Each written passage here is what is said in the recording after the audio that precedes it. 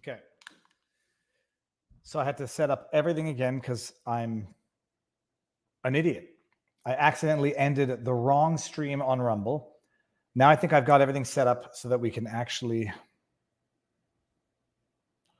Oh, I'm gonna go flipping. I'm gonna lose my temper. It doesn't look like it's live on Rumble yet. Waiting for stream. Recording live. Okay. Refresh. One watching. Okay, good. We're live on both. Oh. You can't see the schwitz. Maybe you can, but I'm schwitzing because I'm getting frustrated. Okay. Okay. Good. We're here. Sorry about that, everybody. I'm gonna share the links now. All right, we're good. We're good. Now I can hear myself. Moist Noodler, how's Florida? Life is life everywhere. It's you can't escape the madness. Now, are we on? We're on YouTube as well. Good. We're live everywhere. Now I'm going to go get something to drink. It's going to be coffee, or I think I might be doing Red Bull today.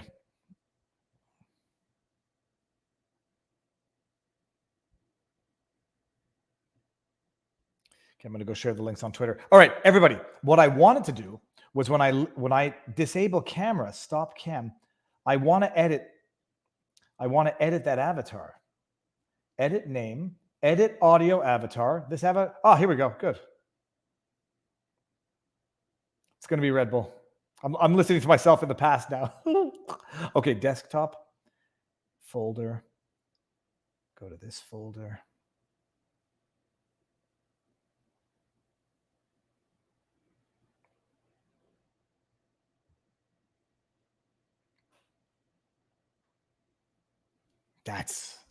That's what we want to see. All right, I'm going to go. Everybody enjoy the chat. I will pop into the chat as I go walk the dogs. It's 1:30. Okay. Share the link around, everybody. Let everybody know where they can watch this and chat at the same time and comment and interact with other humans so we can understand what's going on in the hearing. I haven't been watching it for the last 2 hours because I've been live on the main channel. This will be on for the rest of the day. I can't escape life for the life of me. Green tea. I'll tell you what I've been having. I've been having cold brew, but it's espresso cold brew, and it's got 190 milligrams of caffeine per 8 ounces. And I think I've been drinking more than 8 ounces, and I've been flying after that. And I don't want to do it again today. So, all right, I'm going to disable my camera. I will follow the chat. I'll pop back in as much as I can. Everybody enjoy it, and I'll see you soon. I'll be around. Stop camera. Now, can you still hear me? Can you still hear my audio as I stop the camera?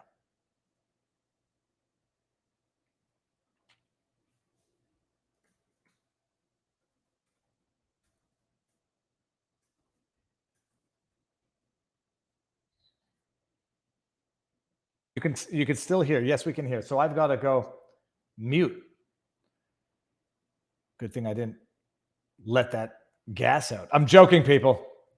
I'm joking. All right. See you soon.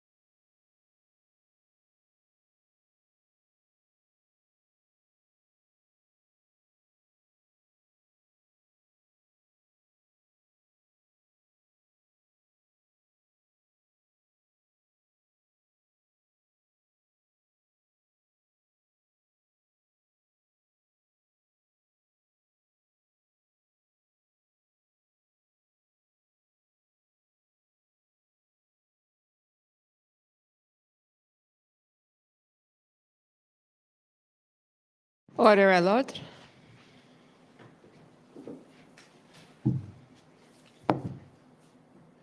The commission is reconvened. La commission reprend. Good afternoon, Commissioner. Good afternoon. Okay, we're ready to go? I am. Okay, go ahead. Chief Party, just before the lunch break, I was asking you questions about the meeting on February the 9th. Yes, sir. And I just want to finish that off by taking you to one more document of that meeting. This is not your notes, but someone at the OPS was also taking notes. So if I could call up document number OPS 30-14454, please.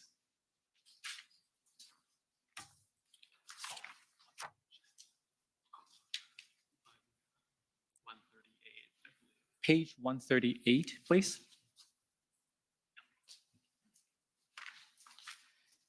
So if we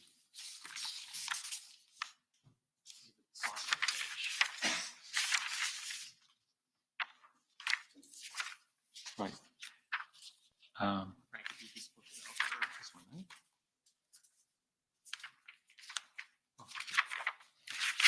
So if we go to the bottom of the page, please. Do you see a reference from the chief that starts with, there we go. We can, so the chief, the former chief of the OPS, Mr. Slowly, apparently asked the question, we can add the info that was provided by the RCMP, but we haven't agreed not to proceed with our plan for tonight. And then he asked, are we still separate entities, or are you folding into our incident command system? There's a notation that the OPP said, yes, we should, I think it's probably, yes, we should probably fold into the OPS command structure. Sure. Do you recall having that kind of exchange? I do recall an exchange about working under their command. Yes. In an integrated command structure. That's kind of how it does work. But there were some clear differences of opinion, I think, in terms of what integration would look like, which I'm sure we'll get to as we go through. But I had no issues. We had some very loose talk around where we would work. The location that we were situated at had significant capacity to expand. And that also became a contentious issue because it took some time to even get us to work in the same area, which proved to add layers of difficulty to it. Eventually it did happen and it became quite seamless. Right. And this is also consistent with what you've been telling us all along, that you were there to offer help, but not to take over. We were explicitly, I was directed from my commissioner that we are not going to Ottawa to take over. The chief and the police of jurisdiction still have primacy over this event. We're there to assist them, hopefully in an integrated and unified fashion. And this may be a question that's unrelated to the February 9th meeting, but since we've heard so much about the Hendon reports, I'm just curious, were you one of the recipients of the Hendon report at around January, February of this year? As a regional commander, I was receiving the Hendon reports. Were you reading them? Reading them, and just oftentimes there was aspects that were just going through the changes and the change, because I knew it was internally produced by the OPP Intelligence Bureau, and attended briefings as required on significant changes that would occur. Okay. So with that, if I could now take you to the event in the subsequent days following the February 9th meeting. Did work continue on February the 10th in terms of working on this plan, a new plan from the integrated planning group, or making improvement to the OPS plan that you were shown on the 9th? I appreciate that when you look at from an appearance perspective, they look like very different plans. At its core, however, the plan that we developed was a build on and support of to complement the plan that the concept that they had in place, right, which was all strategically directed in the same way about ending the protests and bringing Because- Ottawa back to a state of normalcy. And that makes sense because you came to offer support Correct. and you asked what they had so that you could build on it. Correct, sir. If I could take you to the next document, OPP 404283.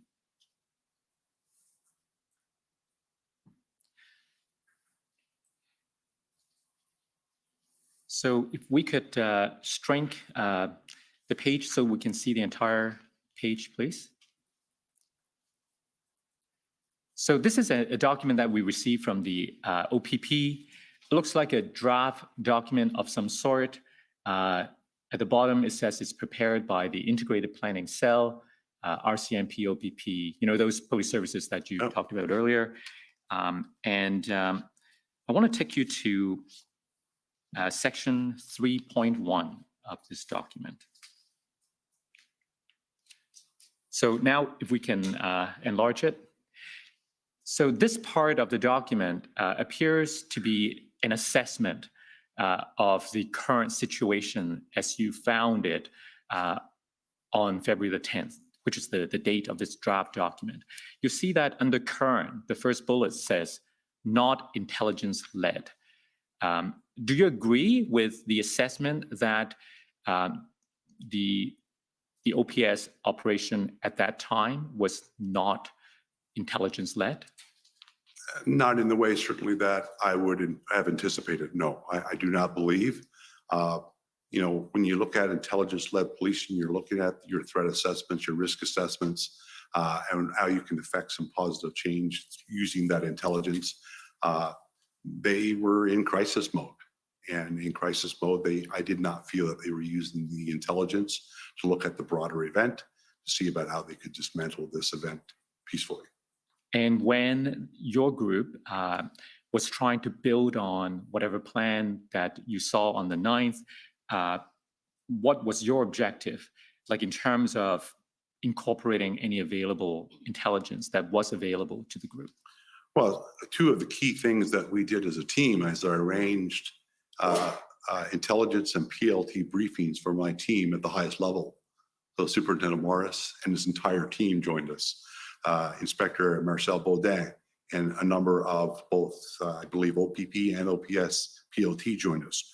We wanted their perspective on the lay of the land, the current intelligence, what we know, what we don't know, what are the gaps, and likewise with the PLT in terms of how are things going, what can be improved upon, what levels of authority did they have to engage, what is the plan moving forward. Is there opportunities that we can capitalize on to persuade some of the protesters to leave on their own accord, et cetera? So we received those briefings. I wanted my planners and my team, all the tacticians, I wanted them to be fully aware in that point in time what we were dealing with. We did have subsequent additional briefings throughout from those entities just to make sure that if there's any change that we might need to pivot to adjust to those changes. Right, and I think I saw some references in your notes that on the 10th, you got some input from Marcel Baudin. Was he the person from the OPP in charge of the PLT group? Marcel, he's got a background, he's an inspector with our Indigenous Policing Bureau, and he has a background, yes, in provincial liaison. Right, so on the same document that's on the screen, if we go down further, we see a section with the PLT. So there we go. And Chief Party, you see there's not complete, I assume, because it's a draft document, but there's some information incorporated under this section. And if we scroll down slowly so that the witness can have a quick look.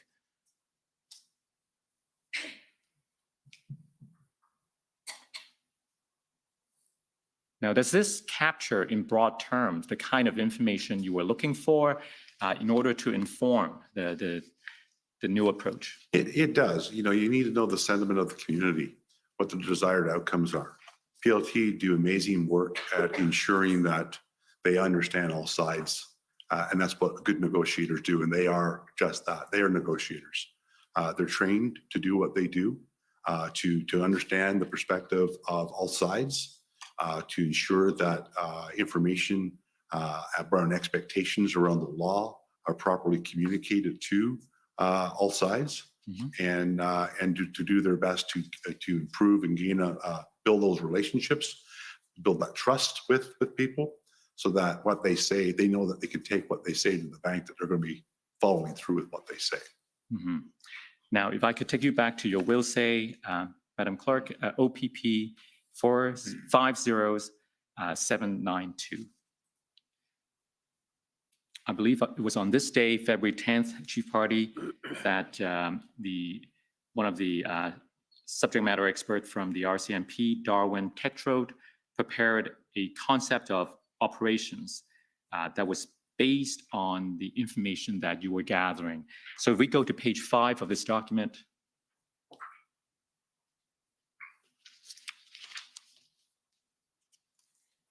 I want to go down to the bullet that starts with on the 10th of February. There we go. Do you see this bullet that tells us that Sergeant Tetra was preparing this concept of operations based on the totality of the information that you were getting from the OPS, but more importantly, intelligence that would support a systematic and safe action plan to dismantle the entire protest zone. So does this also refer to something you told us earlier about not doing things block by block? Correct, sir. But to have start to finish of the entire protest zone? That's correct, sir. If I could take you to the next document, I believe this is your notes, OPP 401792.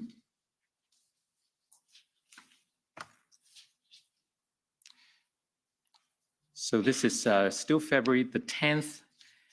And if we go to page 28, the time I'm looking for is 1925. There we go. You have a telephone call with, looks like Deputy Harkins. And there's a reference. Can we make the look at more of the page? Oh, there we go. I think go down a little bit, please. Obstacles with OPS still. Can you read this? These are your notes, right? Obstacles with OPS still exist at the chief level. However, we're working effectively with his rank and file. So first of all, why are you saying that there are still obstacles at the chief level? Well, we're at this point, we still don't have their plan. It was a frequent made request to get what they had, to get access to their people, and the replies were all, we're waiting for the chief. And the second part where it says we're working effectively with the rank and file. Yes. Who are these rank and file? Everyone from their command team, their strategic command, Deputy Ferguson, Chris Rayome, those that were sent to our unit to assist with the planning. We didn't have their planners embedded with us until some days later, but we were back and forth with them as well. Mm-hmm. If we go to the next day now, so on same, these are your notes, but we go to page 32, please. And the time I'm looking for is 12:30. So there are 2 points being made here. Perhaps you can read those better. Yeah, so the first point says we don't know what resources are deployed here before and beyond any request that we have made. We have been coordinating, and this was that bullet is in essence in reference to silos. You know, others are doing something. We all need to be out of those silos. If we're asking for something, you're asking for something, are we asking for the same thing? We need to break those down. Mm-hmm. It was a constant pressure. We were asking for a lot of resources here. Mm-hmm. So we needed to ensure that we were effective in our requests. Right. The second bullet says, anything sent to the OPPOC from the Chief's Executive Office, can we get that, please? those were some requests that the chief had made. So can we just please get access to what requests have been made, what replies have been received? He just said he too was very frustrated. I asked if the chief's executive officer was looking after resources. He advised that he was working on getting that information for me. Okay. Now, on that day, February the 11th, you also attended a meeting with the group, the integrated planning group. That might have happened actually earlier that day. And I want to take you to the document, the minutes of that meeting. Is a document provided by the OPP. So OPP 40/1837. And I want to take you to page 5, near the top.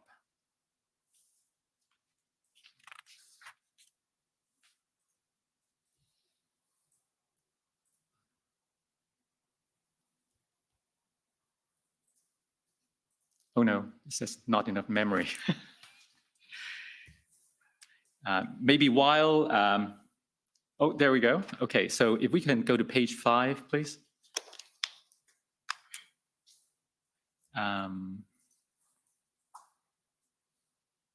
Right, so there's a reference to something you said at that meeting. We're here to build a plan to support our partners, but we have no information. Can deploy when we don't know what we're deploying to. We have an OPS plan, but it does not give us enough information to deploy 500 officers without a more comprehensive plan. Intelligence picture will inform this, and so on. There's a reference to 500 officers. Tell us more about that. Back on our February 9th meeting, I think it was Sergeant or Staff Sergeant LeBlanc from the OPS did provide us a bit of a breakdown in terms of their plan and intersections, what the numbers they needed. And that number was 516, if I'm not mistaken, from the February 9th meeting. We were trying to understand that. We later learned that it was based on a 3-shift rotation. Most organizations work on a 2-shift rotation. So the needs, again, I mentioned earlier, we corrected some of the math, but it's around that number at that time. And that was based on their concept, without duties assigned, but based on their concept of operations, we would need they would need 516 officers to maintain this on a 24/7 cycle. I see. Now, let me take you to your will say at page 6, please.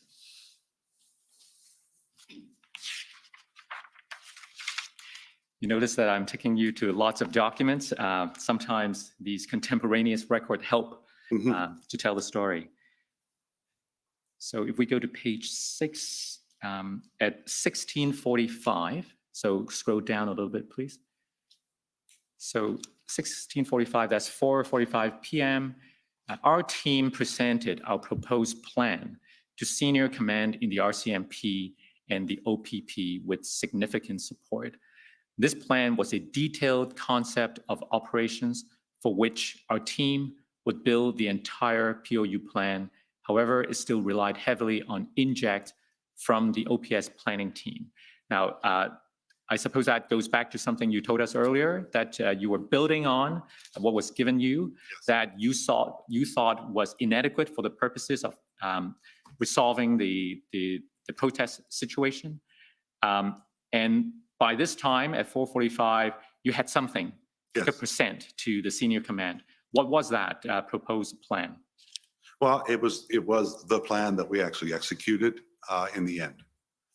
That concept of operations was developed at that stage, and with a POU plan that was going to be very detailed in terms of the number of resources that were going to be needed, which came to fruition, that same 800 number I mentioned earlier. We talked about everything from communication to restoring trust and confidence in the Ottawa Police, to responding to the narrative, to change the narrative, because the narrative certainly was not reflective of what was actually going on the ground, what we could see on the ground. So it was that all-encompassing concept of operation and plan to dismantle the protests effectively, start to finish. Okay. If we go further down on this, okay. So you see the bullet that starts with Superintendent Liu and I presented the plan at a high level to her, her referring to the person in the bullet before, which is Deputy Chief Ferguson. You presented it to her and she immediately voiced her full support. She preferred, however, that she be permitted time to present it to the chief, and we agreed to prepare and forward a slide deck for her use, which was completed, and that we would be available regardless of time to answer questions. So you're making yourself available Yes. to answer questions, but you're waiting for her to get an answer from the chief. Is that your understanding? Yeah, so we presented it and her response was very, very favorable, which we felt good about. I was prepared to go to the chief myself if necessary. But based on the dynamic that we've been seeing and the feedback, we trusted her judgment, and she felt that it would be best for her to present it.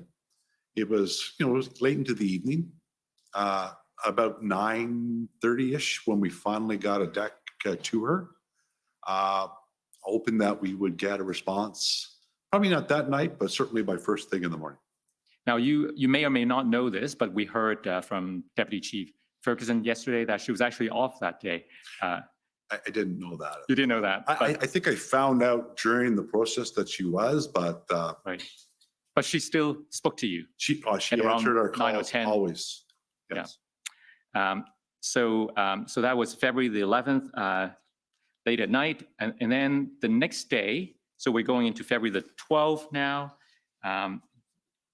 at 11:45 a.m. on the 12th, you placed a phone call to Chief Slowly. So the two of you had a conversation. Tell us about that conversation, please. Well, if I could, just prior to Yes, that, yes. I put in the salient points here, but earlier in the day, I made an outreach to see if we've gotten any response back from Chief Slowly on the plan, and whether or not it'd be a good time for me to call him. And I was told it was an ill-advised time to call because he was in a meeting with, I believe he was in a meeting at the time with Bernier, Rob Bernier. So I said, well, fine. I left it till a little later. And yes, then I did make a phone call. So it was a short conversation. Right. But I made that call to him. When I reflect on my notes and how quickly I was writing, it was contemporaneous in that I was writing the note as I was speaking with him. And that was the context of the conversation. Trish got the slide deck, and you had an opportunity to take a look at it, your thoughts on it. His concern was around what does integration look like? Where do we fit? How does it fit in other theaters of operation and whatnot? And he really felt that a follow-up meeting would be beneficial to answer some of those questions. Right. So once again, we're at 12 o'clock on that date. Open that we would be green lighted to move ahead with kind of implementing the plan that we were working on. We then started preparing for this meeting that we ultimately had later in that date. Right. But staying on this call for the moment, so if we look at what is said in the will say on the fourth line, I advised we were looking to work in a more integrated fashion that ensured resources were strategically placed where needed, that I had provided Deputy Chief Ferguson with that plan. He advised he wasn't sure what was agreed to yet as to how that integration was to happen. So he suggested a call.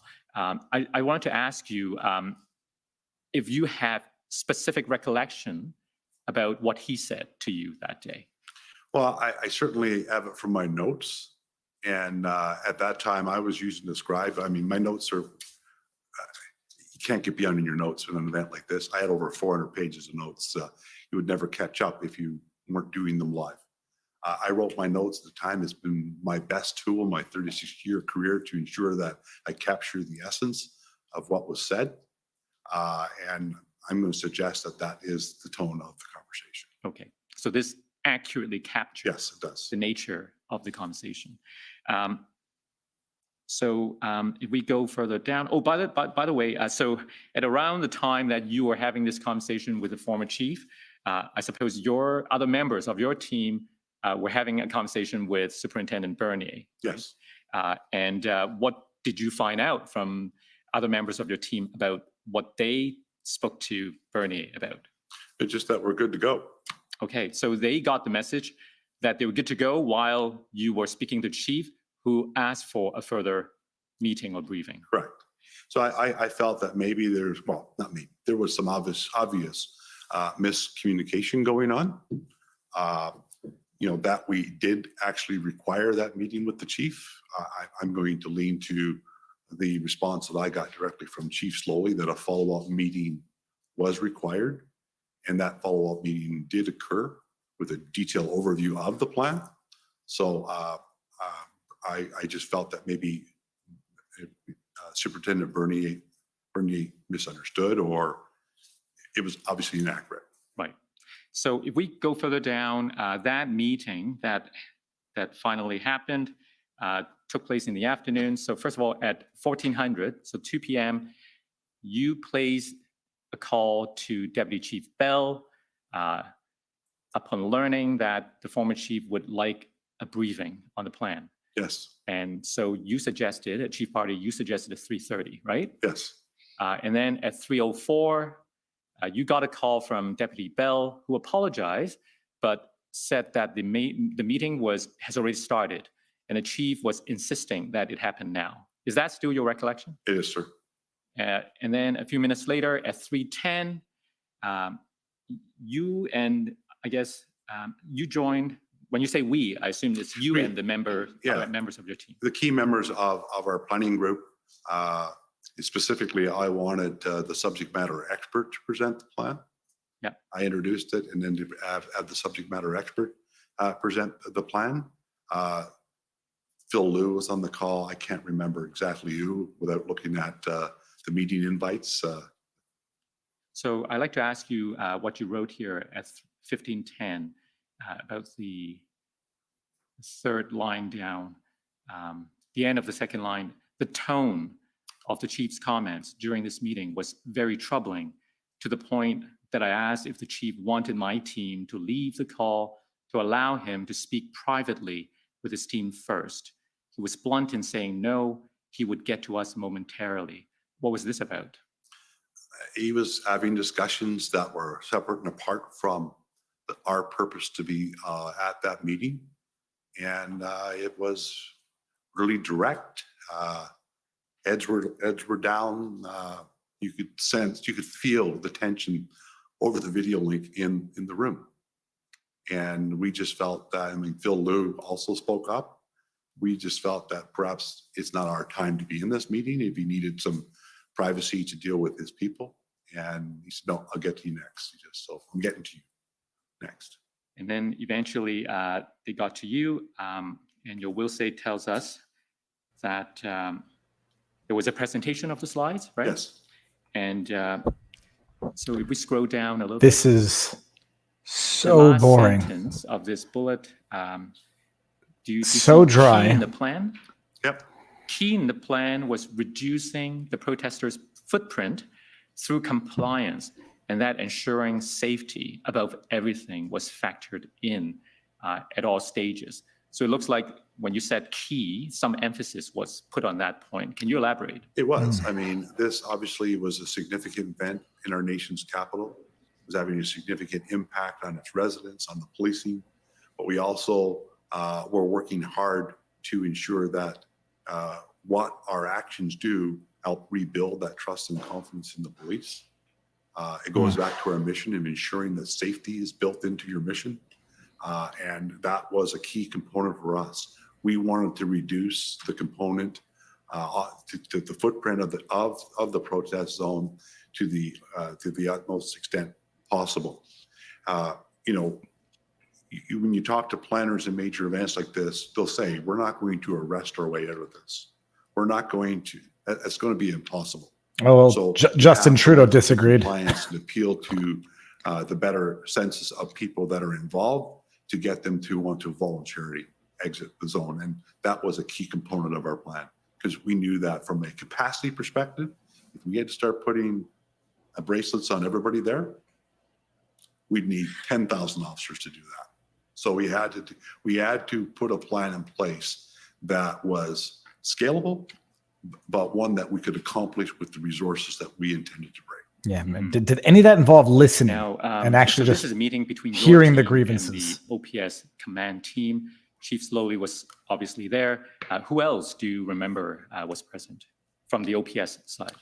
I guess the disadvantage of video, right? We're on video. I do believe his command team, his council was there. Was Bernier there? Yes, because Bernier was very vocal and spoke up in support of our plan. Okay, so he was supportive. What about the former chief? Oh, he was there. He was. No, but Oh, sorry, in terms of how receptive everyone was. Well, a few things happened during the presentation, and it speaks to what I think integration and or unified command brings to the table about taking this off the shoulders of one individual and spreading it around and bringing the collective expertise to bear on the problem. But during the presentation, Darwin uttered a statement about single point of failure. And admittedly, it kind of came out that the chief was a single point of failure. It was not the intent. It was meant to show that, because Darwin was very passionate about the fact that all eyes are on you, chief. What you do, what you say, etc. You are the face of this for the Ottawa Police Service. We're looking to bring a plan to you so that essentially you're not going to be seen as a single point of failure. The chief responded, and understandably, he responded very, very quickly that he was not the single point of failure in this. And unless he had confidence in what his team could do, he's not going to support it or approve it. Yeah. He went on a bit of a talk in that regard just to explain. I actually, on behalf of our team, apologize because it was not the intent of our being there that day. Mm-hmm. Our intent was to go there and walk away with kind of support that we were unified and let's get this done. So at the end of that afternoon meeting, so that's not Steve was Bell. anything It's, agreed on? Russell Lucas? We still did not have an approved plan. You did not? There was no explicit approval of the plan that day. That did not come until, I'm sorry, this was the 11th? This was the 12th. That did not come until the 13th. Okay. Now, if we go down on your will say to page 8, there is a bullet that starts with that's right. We had discussion about integrating the command, location of CP. What's CP? Yeah, command post or integrated command center. Right. So this is in reference to discussion about where to set up the command post if there is to be an integrated command, right? Yes. And you said there's some apparent momentum being gained with a new IC. What's the IC? Instant Commander, Rob Bernier. Okay. So nothing was agreed as of yet on the 12th, but you were sensing apparent momentum from the new commander who was Rob Bernier. That's correct, sir. And then if we go down further, I reviewed and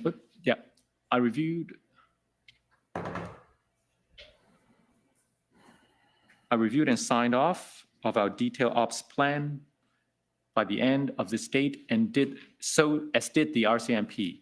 All that was required was approval by OPS. What do you mean by that? Well, we had given them the plan and we had hoped that they would approve it. Again, as supporters of the OPS, we weren't in a position to start actioning a plan without their approval. Okay. So let's go to the 13th. February 13th. Oh my God. Yeah, I don't know who the lawyer asking the questions is. Still did not have approval from Chief Slowly yet. It's just so boring. In consult with OPP Senior Command, forge ahead with developing roles of Senior and Strategic Command and the absolute importance of these roles in support of the incident commanders. Could you explain that to us? And that's one of the significant benefits of integrated command. So the way that we set it up, we had a seniors table, which is deputy commissioners and deputy chiefs with the Ottawa Police Service. We had our strategic command, which I then after we went kinetic, became a member of the strategic command with the RCP and the OPS. And then we had our incident commanders to 3 guys. So the whole goal there is to give them objectives, be a sounding board. We're able to effectively keep anything and everything political out of it. They are able to strictly focus on operations. We're able to give them feedback, report up, report down. They're never reporting and jumping over a rank. They're reporting to us, and we're updating the seniors table to ensure that they're aware of everything that's going on and the progress that we're making with their daily objectives. Mm-hmm. So you were forging ahead at this time, even though there wasn't a final approval yet. Our team remained incredibly optimistic throughout this, and in spite of the adversity that we faced at times. And I'd like to say this because I think it's important to be said. There was still amazing collaboration and support to get things done. Everybody in Ottawa, from the chief down, wanted this to be over. Mm-hmm. And we were with them in that way. So there was a lot of tremendous work, and we, at no time did we just do a full stop and say, well, until we get approval, there's nothing else we can do. There was tons more that we could do. So we never stopped from day one until I left there on the 27th or 28th, whatever it was of February. So by 3:50 that day, it appears as though your optimism was justified because you received a call from Incident Commander Bernier, who was accompanied by the Major Critical Incident Commander Springer. And then if we go down 2 bullets, sub-bullets, you see that, yes, the plan is approved, right? Yes. So he approved it as the incident commander was entitled to do. And then at 6:05 p.m. that day, if we go down further, you discussed the above with Deputy Chief Ferguson. She advised that she fully agreed with Bernier's authority to sign off, that we were good to go. Was that accurate? It's accurate. I made that call because of concerns in all partner organizations but we don't have approval from the chief yet, which is what we have been expecting all along. So that call got made to Deputy Chief Ferguson, and following that call, I forged ahead, was completely confident we're going ahead. We're moving ahead. So with both Bernier and Ferguson confirming the authority to sign off, was that sufficient for you on the 13th? I accepted it, moved on, and I remember telling my boss, are we certain that the chief is on board? I'm good with it. I'm moving ahead. I've got a signed document in my hands. I'm moving forward. Right. So there was optimism as of the 13th, but as we read on in your will say, it appears that on the 14th, the next day, there were still a few more issues to iron out. So I want to take you first to, so page 9, February 14th, the bullet that starts with key issues. Do you see? So scroll up. Yeah, that's right. Key issues dealt with through the day related to OPS need to have their lawyer approve the plan, which was understood based on everything they had been going through, however, was unusual in the context of a lawyer approving an operational plan. Now, we spoke about this a little bit, and during our interview, you clarify that perhaps approval was not the best term, and you said maybe review was a better word. Could you explain that, please? Well, I challenged this a couple of times with some other people. Can you help me out here? Can you intervene? Can you give me some better context? And I know that Chris Rayom made a call to the lawyer, and that's what came back. Well, no, I'm not approving the plan. I've been asked to review it before it's actioned. Mm-hmm. In my view, however, as much as approval may not be the right word to use, if a plan cannot be actioned before it's reviewed, then it's not approved. It's funny Okay, about so all that's the this first issue on testimony. the 14th. Yes. Certainly Another lets you know issue, certain things. that If you the spoke protest about, is big enough, they so can't if we go arrest down their the way out page, of it. please. The bullet that starts with furthermore, it was determined throughout this date that Incident Commander Bernier was being pulled away continuously to brief his chief. And this was creating frustration within our planning group, especially Did you as say it related to the POU frustration? component. I tactfully addressed this concern with the OPS. How did you tactfully address it? I just told him we need it. He is critical, absolutely critical to this operation. He is the key decision maker, a key incident commander, and he needs his input is absolutely unequivocally required, especially as we were looking at the POU plan, which was the crux of our plan to dismantle the protests. He was absolutely vital to his success and needed. So obviously, I was the person that often went to OPS to have discussions, but throughout my time there, I would get the feedback from the different planning components that we need access to this, we need access to this, can we make this up? So I was a guy trying to work our way around any barriers that we were facing. And I know that the lead planners who had tremendous trust and confidence in just said, we need him. And he's being pulled away again. We need him back here ASAP. If we're going to put this together, his input is critical. We can't spend hours and hours developing a tactical solution that the incident commander can't support. Mm-hmm. So those are the first two issues. There was a third issue. If we go up the page, I want to take you to the bullet that starts with while it was established.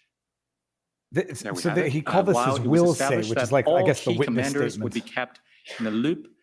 It was learned that the mayor of Ottawa had engaged with the protesters and negotiated them to all move to Wellington Street, and that OPS made some decision on action.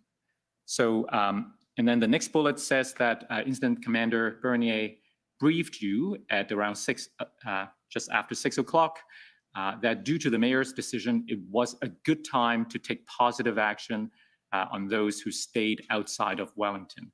Now, in your interview with us, you describe this action plan as uncharacteristic of Bernier.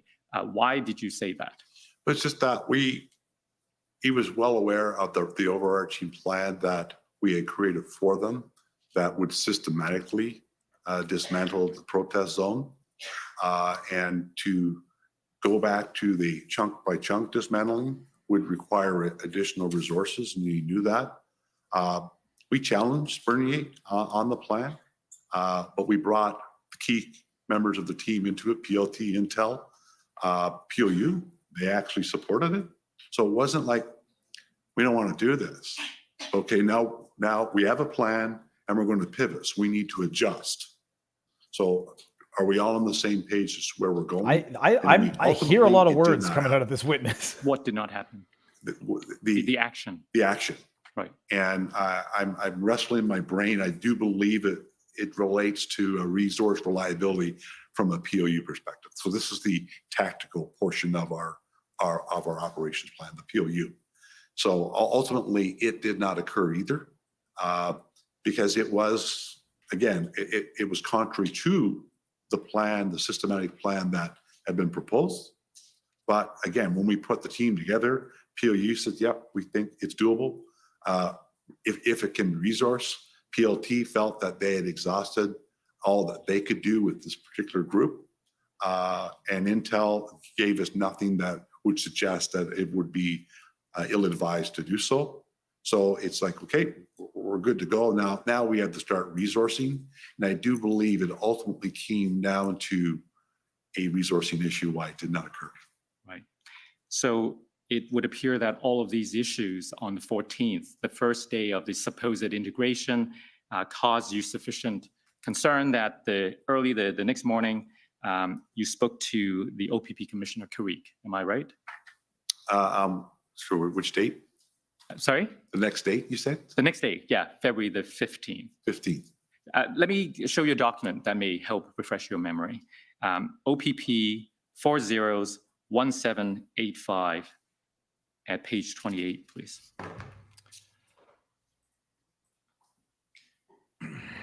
So this appears to be a phone call that you made to Commissioner Carrick, where you raised some of these concerns and about the unified command, and you asked for his intervention. The commander So if we go down the is page, in a more robust. Oh, come on.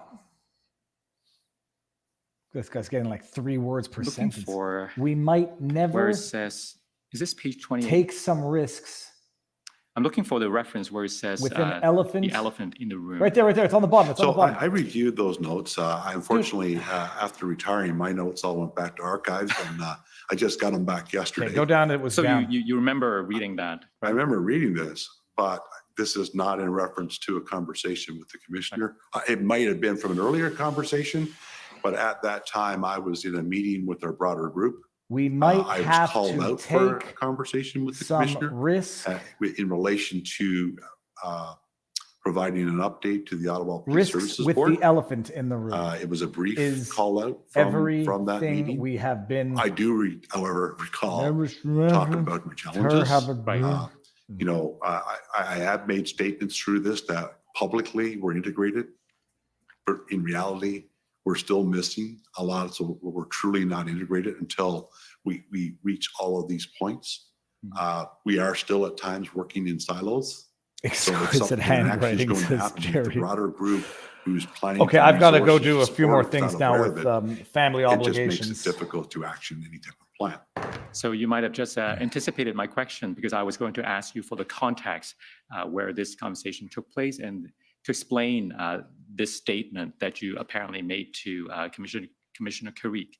The elephant in the room is, can you read that to us? But it's not my writing, so I equally, okay, so if my scribe We're wrote on this equal down. grounds here. uh, The elephant In the room is everything we have done so far have been Or- blocked by the OPS chief. So these are notes that attribute things to you, things that you apparently said. Did you say this? Conversations, yes, that, you know, we were in an intense planning meeting that morning because we got our approval the day before, like we're good to go. We were in a significant meeting when I got called. My phone started ringing and I did not answer it after multiple times. And finally I got the nod that, you know, the commissioner needs to speak with you ASAP. So I exit the meeting and I left my scribe at the meeting. And I went and had a separate meeting with the commissioner and 2 deputies. And it's in different notes. So when my scribe was with me, I took another notebook and I took my own notes. So there's other notes Right. that overlap the exact same time here. So in that context, you asked for his intervention. I recall, like, because I knew that they had a relationship certainly much more Yeah, significant than I'm going to mine. keep listening and see where this I goes. had but only- I'm I met confused. Chief So Slowly, everyone, at a I'll swearing-in, bounce back in a bit. for his job. Oh, this is and a at cure for conference once, I insomnia. believe, But I really didn't know him like the commissioner did. And I just thought if you have any influence that you can talk with it so we can move things along, please do so. And again, it's based, in fairness to Chief Slowly, it is now based on how things have gone and what I'm being told that it's, you know, we're waiting for the chief on this. We're waiting for the chief on that. We have to wait for the chief on this.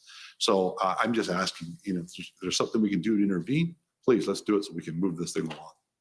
Everybody on the team had a goal to get out of Ottawa as quickly as we could, but doing so safely and efficiently with a plan that would end these protests. Right. So so that was the morning of the 15th. As we know, later that day, the former chief resigned. And in your interview with us, you said that the implementation of the February 13th plan moved more quickly after Chief Slowly's resignation.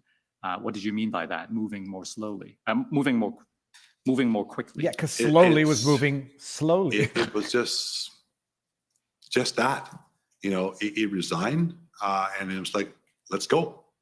Everybody from OPS, we're ready to go. My And God, we everyone just is just fully throwing everyone else implemented under the bus. everything that was in the plan. Okay, I'll be back, people. Okay. And there were still barriers. I mean, we still had our issues. I don't want to think that that I don't want anybody to think that it was just Chief Slowly. We had issues right throughout the deployment in Ottawa that we wrestled to the ground. But, once that happened, for example, the meeting that I was called to go to with the board also got canceled. So that freed up my time to put focus where it needed to be. Now, in my remaining time, I hope I have another, I believe I have another 15 minutes or so.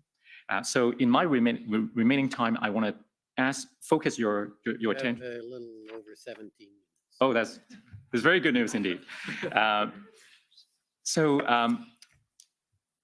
Now we've been speaking about the February 13th plan, and that was the one that you and Lou and Bernie approved.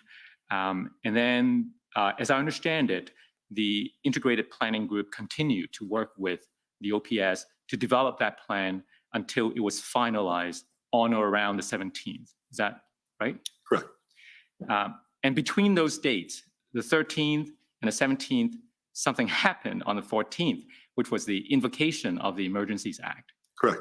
So I want to ask you now about, can you confirm whether the final plan of February the 17th contemplate the use of any powers or any measures made available under the Emergencies Act? Yes, it did. Sorry? It did. It did incorporate. And tell me about that. Well, like every plan, one of the things that every operational plan considers is your people. Our people are our absolute most valuable asset that we have in the operational plan. And it's important that we have information and inform them of everything. So we ensured that our officers were aware of the piece of legislation that Parliament had given us and to use it to the best of our ability. Now, during your interview with us in the summer, and I guess in September as well, you said the group had a lot of debate about the authorities that the Act provided, and so on. But did the police in Ottawa ended up needing the Emergencies Act to tow vehicles?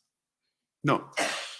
Explain to us why not. Well, if we didn't have the Emergencies Act, that would imply that we couldn't tow vehicles. We tow vehicles every day for different things. We have laws under the Highway Traffic Act.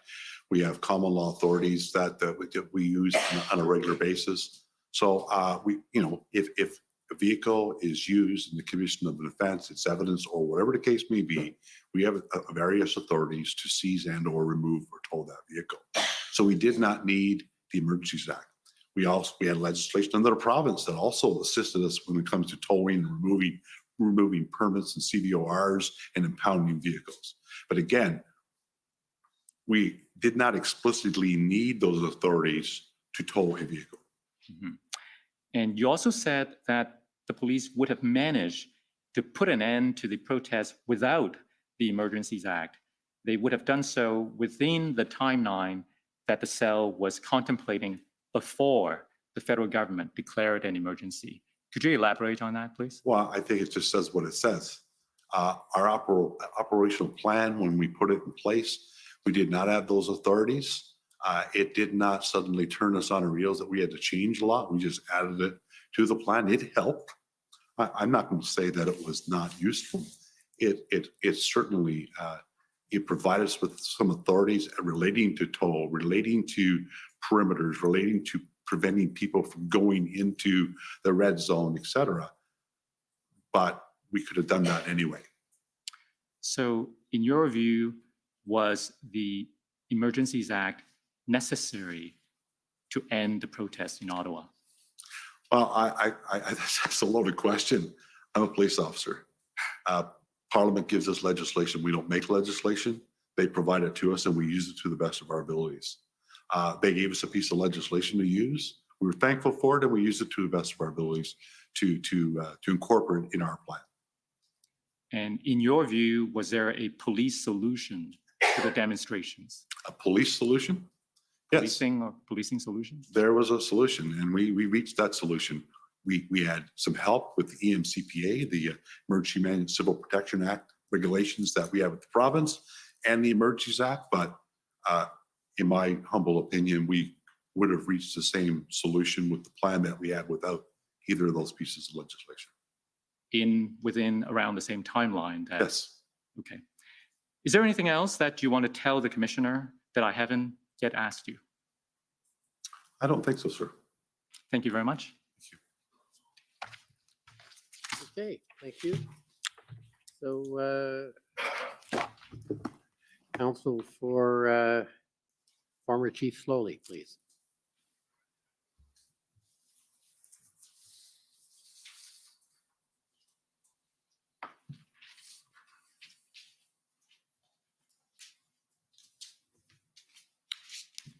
I'm Tom Curry. Please speak to you. Chief Party, the events that you became involved in the first week of February, I think the 8th. Yes, sir. Unprecedented in your experience Absolutely one of a kind, sir.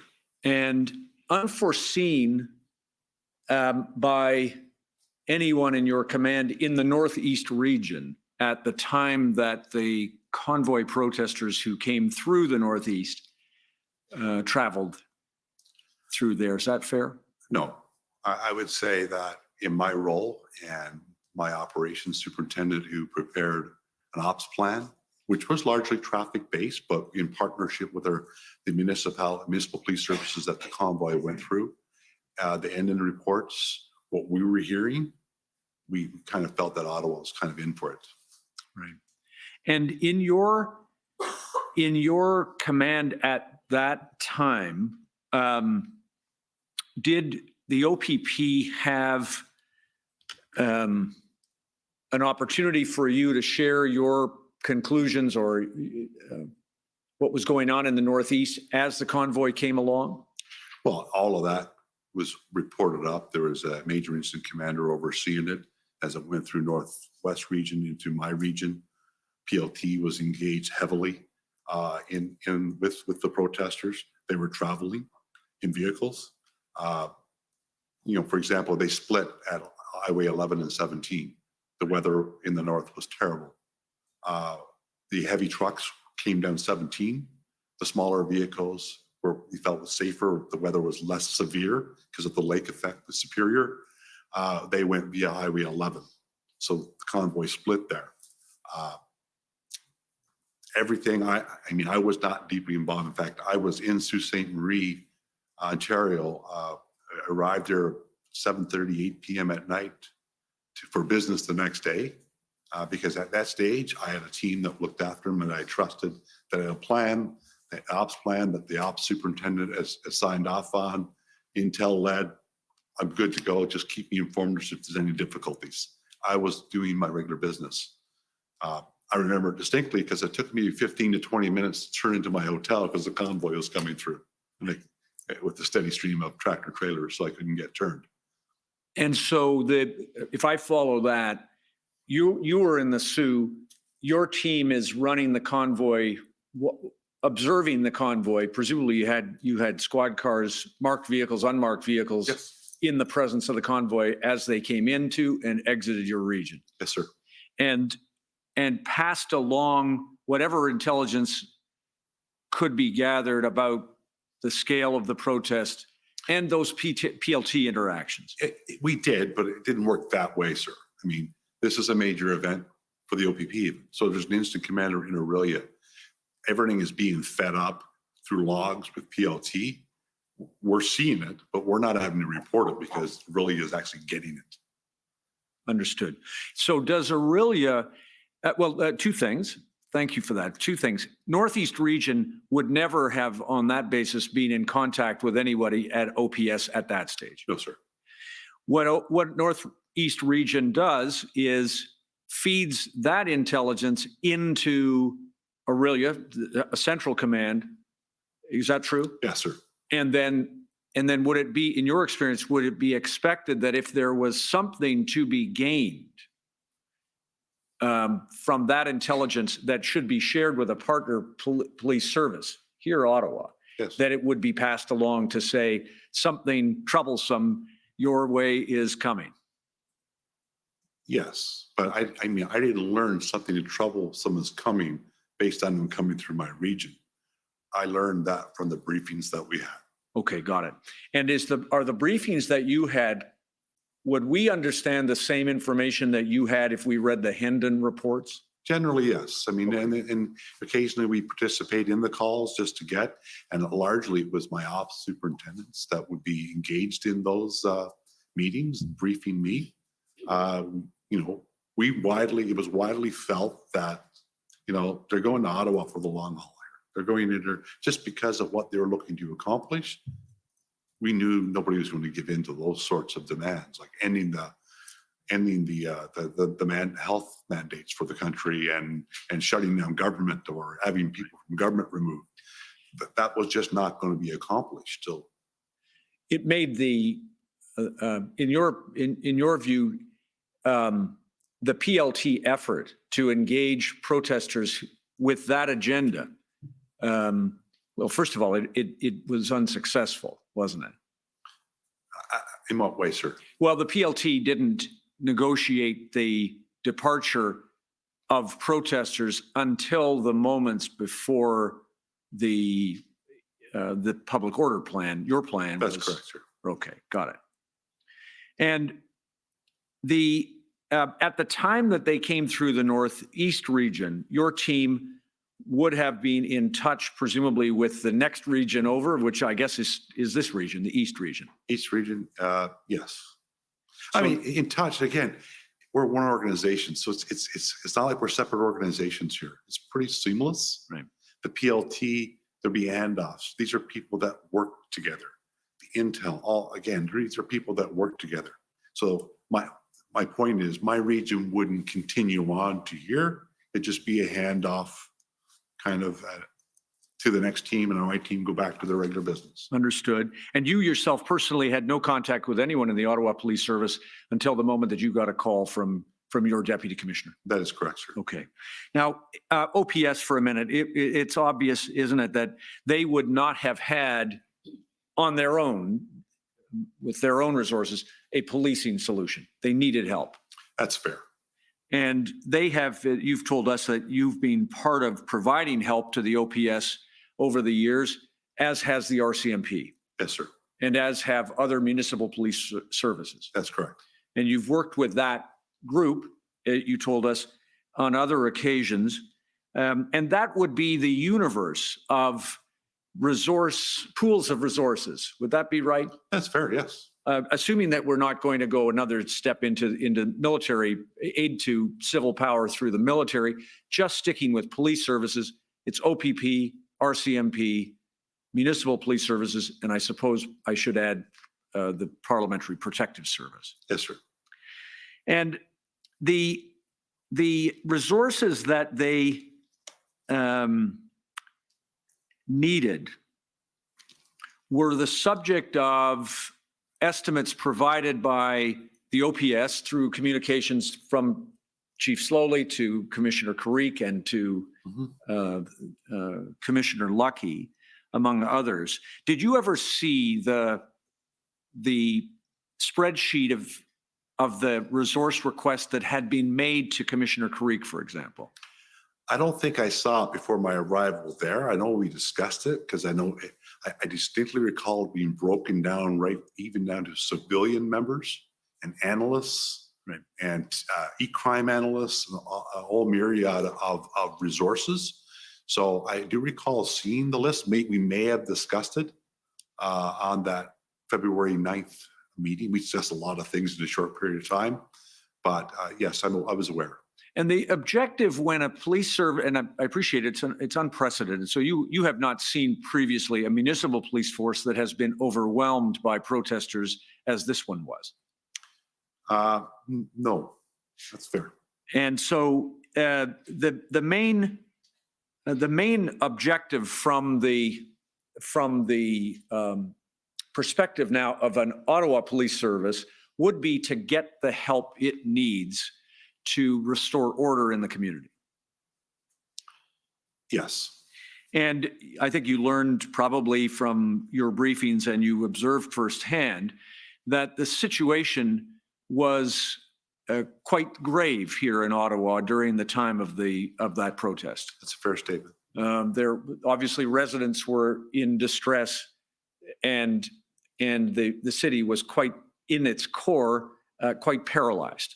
It was. I mean, I have friends in the downtown core that live in the downtown core and reported to me the devastating impact that it had on their ability just to sit and think in their own living room. Right. And as to the police service, that when we speak about a service that is overwhelmed, the best they could do with their own resources was, I think I saw in one of your notes, was that they could maintain control of the perimeter. Yes. And they were not possessed of sufficient resources to mobilize any kind of operation. Correct. Now, when the circumstances are those circumstances, would you agree with me that the top priority for that police service is to get help? Yes. And to try to reach out to policing partners, OPP, RCMP, the ones that we talked about. Yes. Yes. And that and to try the best you can to define the resources that you need. Yes. And you are in the understandably, from the perspective of the Ottawa Police Service, they need to know what resources are available from other municipal services, OPP or RCMP, correct? Yes.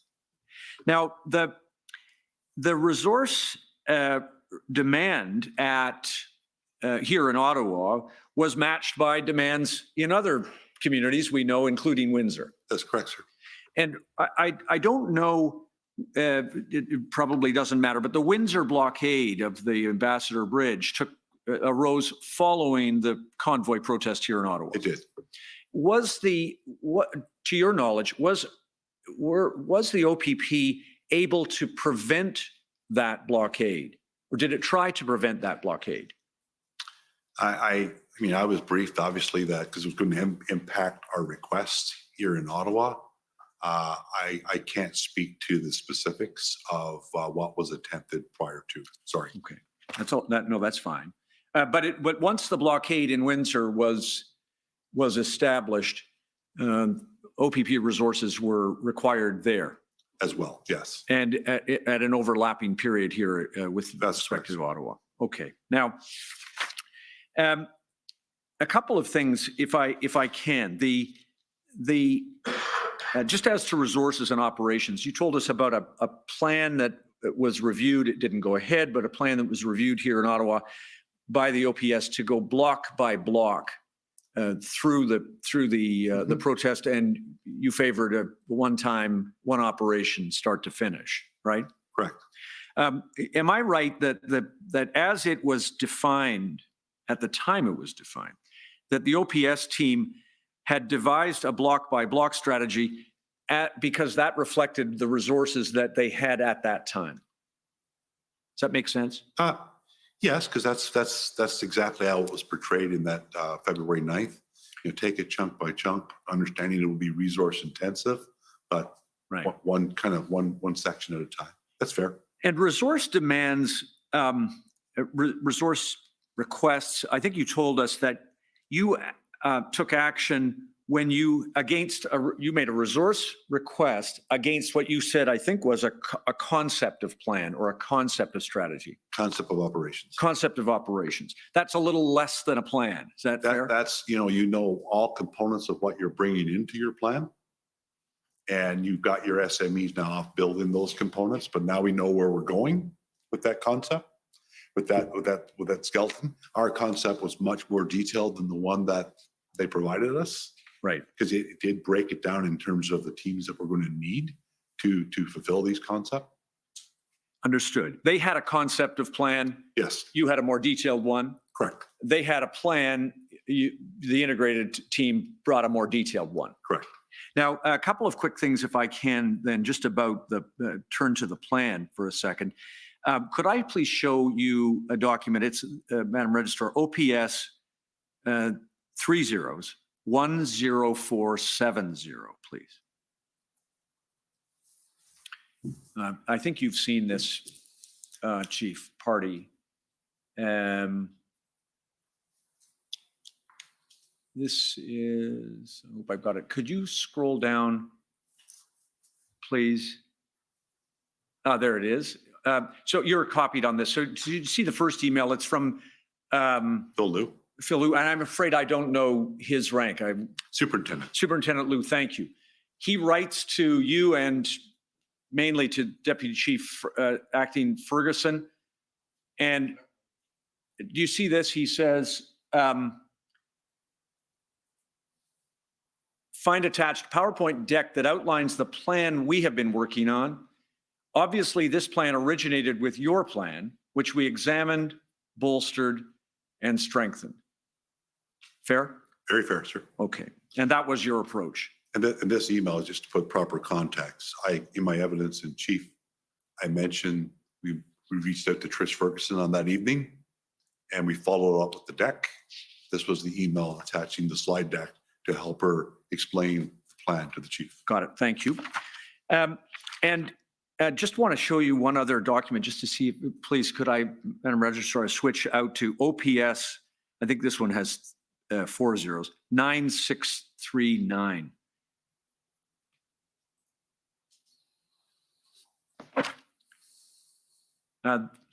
So this is 10th of February to the long list there. Mostly it's, this is your own service, and it looks like other services, other municipal services. Do you see that? Yes, sir. And the reline, if we could just scroll down, please. As a follow-up to our earlier call, many police agencies have expressed an ability to support Ottawa Police Service with frontline boots on the ground. Our integrated planning cell composed of are mobilizing resources and support. Could I please ask any agency which has officers you can deploy to support the plan to please respond to that OPP email address with the number you have available, when available, and for how long? You sent that? Yes, sir, I did.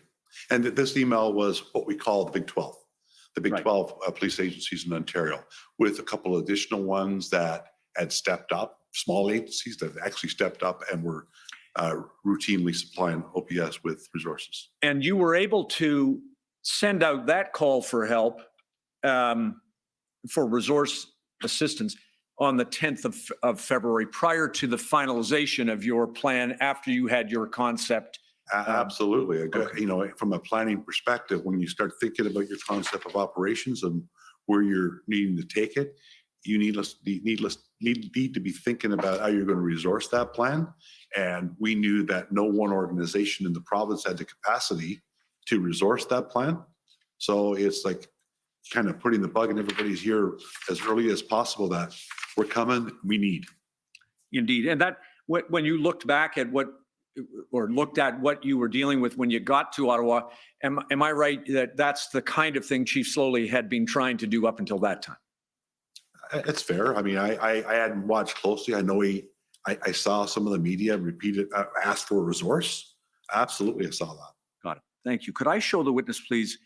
OPP, I think 4 zeros, 1389. Just get your help, if I could, Chief Party, with a couple of other things. This is a situation report.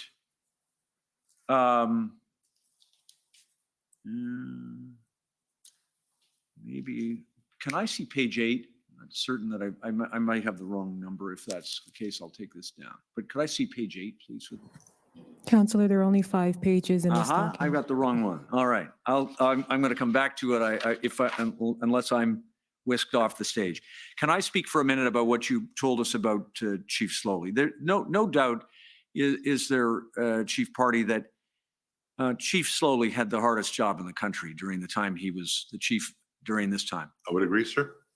The city was under siege and the service was under siege. Yes, sir. Did you know anything at all when you got there about the circumstances of Chief Slowly's tenure as the chief of police? No, sir. Thank you.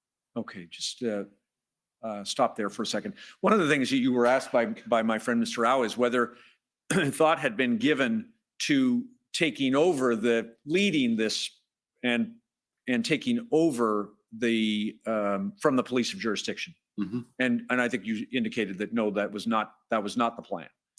Well, I think for that to happen, there had to be a request from the chief, and the chief made it very clear that that wasn't going to happen. Understood.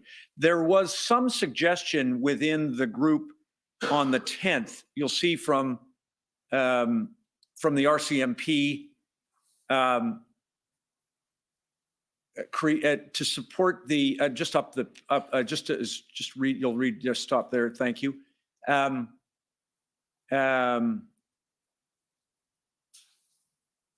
We need to slowly come back. There is suggestion from the RCMP that maybe you should take over. And you'll see it says, and I've forgotten his rank, Tetro is. So are we in the bottom here? Yeah, OPS saves face on this.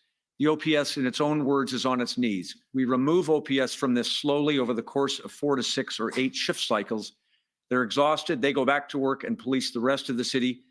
We're going to build a police detachment, incident police by another police service within your city, same as a terrorist plane crash, and so on. Just then scroll down. You said the OPS is listening to their tactical advisors. This is brainstorming. RCMP, I'll use instead of the word Tetro, but presents a viable plan. Is that the only plan? No. Is it an option that should be given consideration? Absolutely. I won't go through the rest of it, but at this meeting, consideration was given to thinking about replacing OPS. So I think context is very important here. Sure. And the context is here starts with they're on their knees. We witness officers burn out and just getting up, walking out of meetings saying, I'm done. I can't take this anymore. They were burning out daily. We saw their senior executive, Chief Slowly. The stress was very evident on all of them. That perhaps if they focus their efforts on policing the city, we'll build a plan for the event. They're still going to be involved, but just remove them from the equation to allow them to build some strength. Because quite frankly, we saw the burnout, we saw the stress, we saw the anxiety, right, throughout the whole event. Right? Is it fair to say that one of the things that may have eroded trust between the integrated planning cell team and Chief Slowly and maybe others was the idea that maybe there was a plan to replace OPS? There was never, sir, a plan to replace OPS. And we never talked. We had lots of brainstorming sessions. You know, we'd start every meeting by saying, listen, we need everything on the table. You have an idea, let's consider it. There was nothing off limits. Right, thank you. Page 8 of this document, please. This is just shifting gears for 1 second. Chief Party, help us if you could with the issue of Windsor. There's some references here to the demands on, just scroll down, I think, please.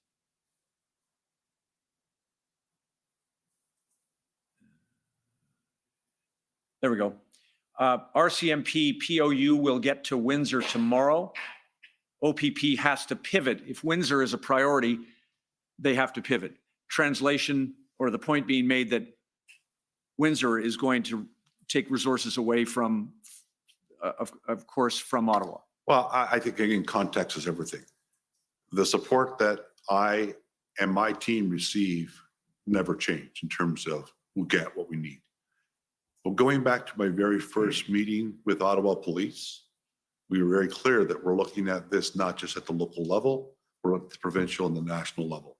And we have to keep our eyes on all that. What's happening in Coutts could have an impact here. What's happening in Manitoba could have an impact here. So we as a team wanted to be alive to that.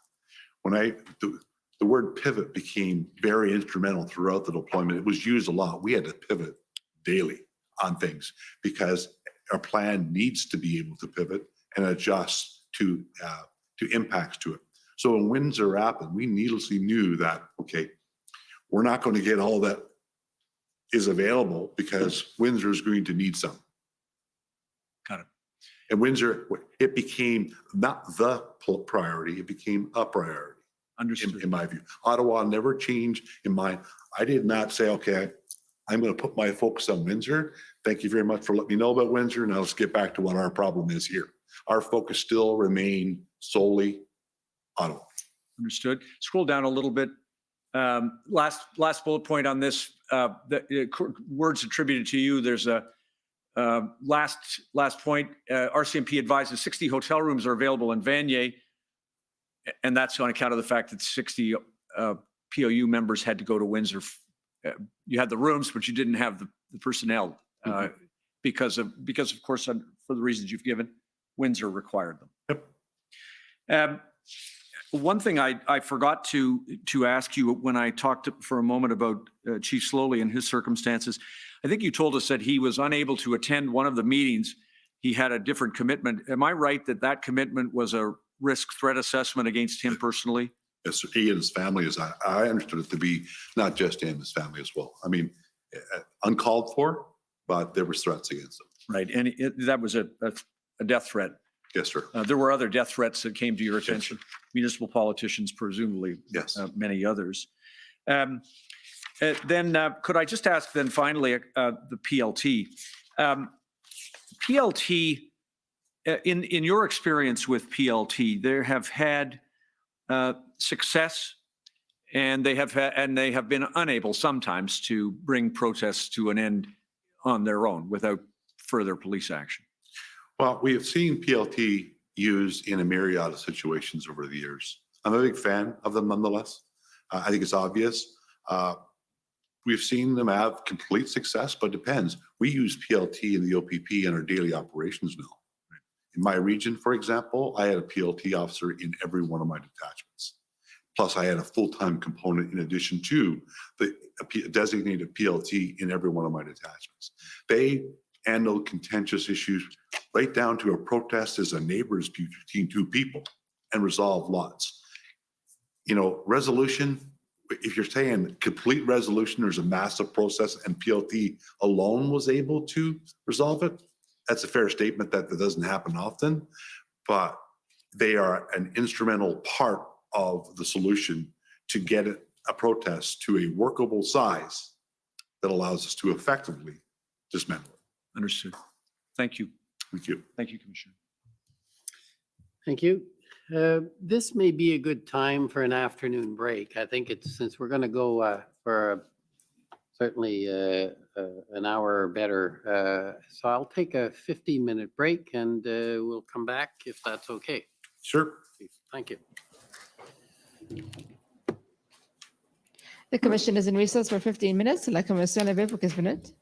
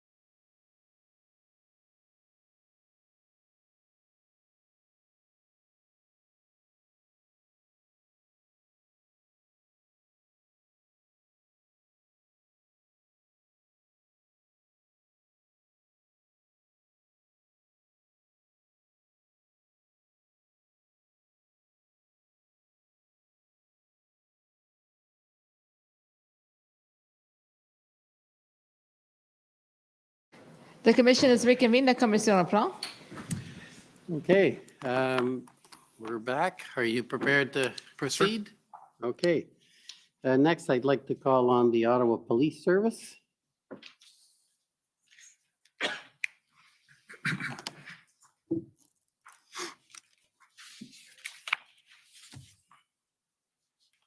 Good afternoon.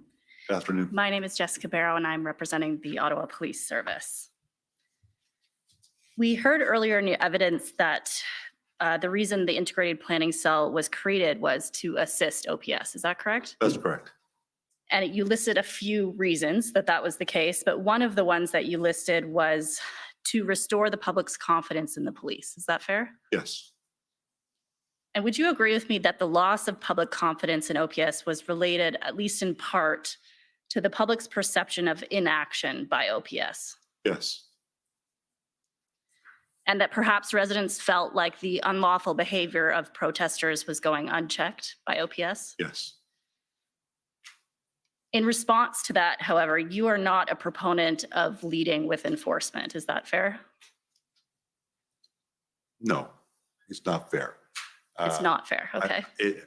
I'm a proponent to leading a measured approach, and if enforcement is a part of that, then absolutely. However, I think you're attributing that maybe to my comment that you're not going to arrest your way out of this. I could find 100 police leaders that would say the exact same thing. Right. So I guess my point was that it's not the place you start. Is that fair? It can be a part of strategic arrests are always a critical part of a lot of these types of operational plans. But that alone is not going to solve this problem. Right. And your goal, I think you explained this earlier, the goal is to try to negotiate your way out prior to engaging in enforcement unless necessary. The negotiation is a part of the plan. If you look at our plan in detail, there's a time when negotiations are no, and it calls for the next. There's always graduated steps of enforcement, Right. running parallel to, not after, parallel to the negotiations and whatnot that are going on. Fair enough. But because you are a proponent of that integrated model of negotiation and perhaps enforcement where necessary, you are a huge proponent, and I think you've mentioned this earlier, of the value of PLT. Is that fair? Yes, they have proven their value over and over in major events over the years, and I would see no reason why we would not incorporate them in any type of operational plan of this nature. And you were of the view at the time of your arrival in Ottawa that OPS was not providing a supportive environment for PLT. That is correct. I mean, I should point out, I have knowledge about, obviously, OPS background. They wrote the book on this stuff. They do it well. It just wasn't happening. Fair enough. And you, earlier in the commission hearings, we've heard about the national framework. I take it you're familiar with that. I am. And the national framework favors the use of PLT wherever possible to negotiate, correct? Absolutely. And so is it fair to say that the answer in response to the loss of public confidence wasn't necessarily to go in right away and start enforcing? Is that fair? It could, again, be part of that measured response. It absolutely still could be part of a measured response where there's blatant offenses occurring to deal with them. Absolutely. But there's no one solution to this. Go in and enforce your way out of it. Not going to have to negotiate down the size of the footprint. Absolutely a viable option, along with a measured approach on enforcement. Fair enough. So you would say that at the very least, any level of enforcement that was happening or ought to happen needed to happen in tandem with PLT. Yes. And for that reason, obviously, the operational plan that ultimately was agreed upon with Superintendent Bernier as the event commander did involve the strategic deployment of PLT as part of that, correct? Yes. And in fact, I believe you indicated in your witness statement that the integrated plan involved a vital PLT communication and negotiation plan. Is that correct? That's correct. And that when you presented the cell's proposed plan to OPS, the key role of PLT was actually specifically stressed because the cell was concerned about the lack of buy-in at OPS in relation to the role of PLT. Is that fair? It certainly wasn't being used. We were getting information that PLT were in a tent drinking coffee and not out engaging with protesters, trying to have an understanding their intentions, whether or not there was any room to negotiate to maybe move or leave the area. They were sitting in a tent drinking coffee. So they weren't being deployed in a way that you felt was appropriate. Is that fair? I think the standard would be, I mean, because you're putting this, that I felt this. This is a program that was in the OPP that was born out of the Upper Wash Inquiry, for example. And they have proven their weight in gold over the years in terms of the connection that they can make with and trust that they can build with protesters or otherwise. So you can reach some common ground on some issues. If they can fix the issue or resolve the issue, that's a huge plus. But they have become a vital part. I mentioned in my cross with Mr. Slowey's council, we even use them now with neighbor disputes. Instead of them taking the hard hand of law enforcement laying charges on both sides, maybe we can negotiate a settlement here so that people can live in a little bit of harmony. And it works. It brings about better community safety.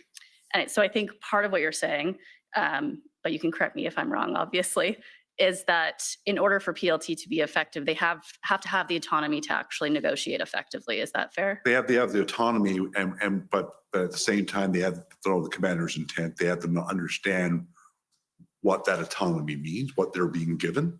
Right. And in this case, early on, it is my view, based on everything that I heard, all the information that was provided to me, that they really did not have that direction nor autonomy. Fair enough.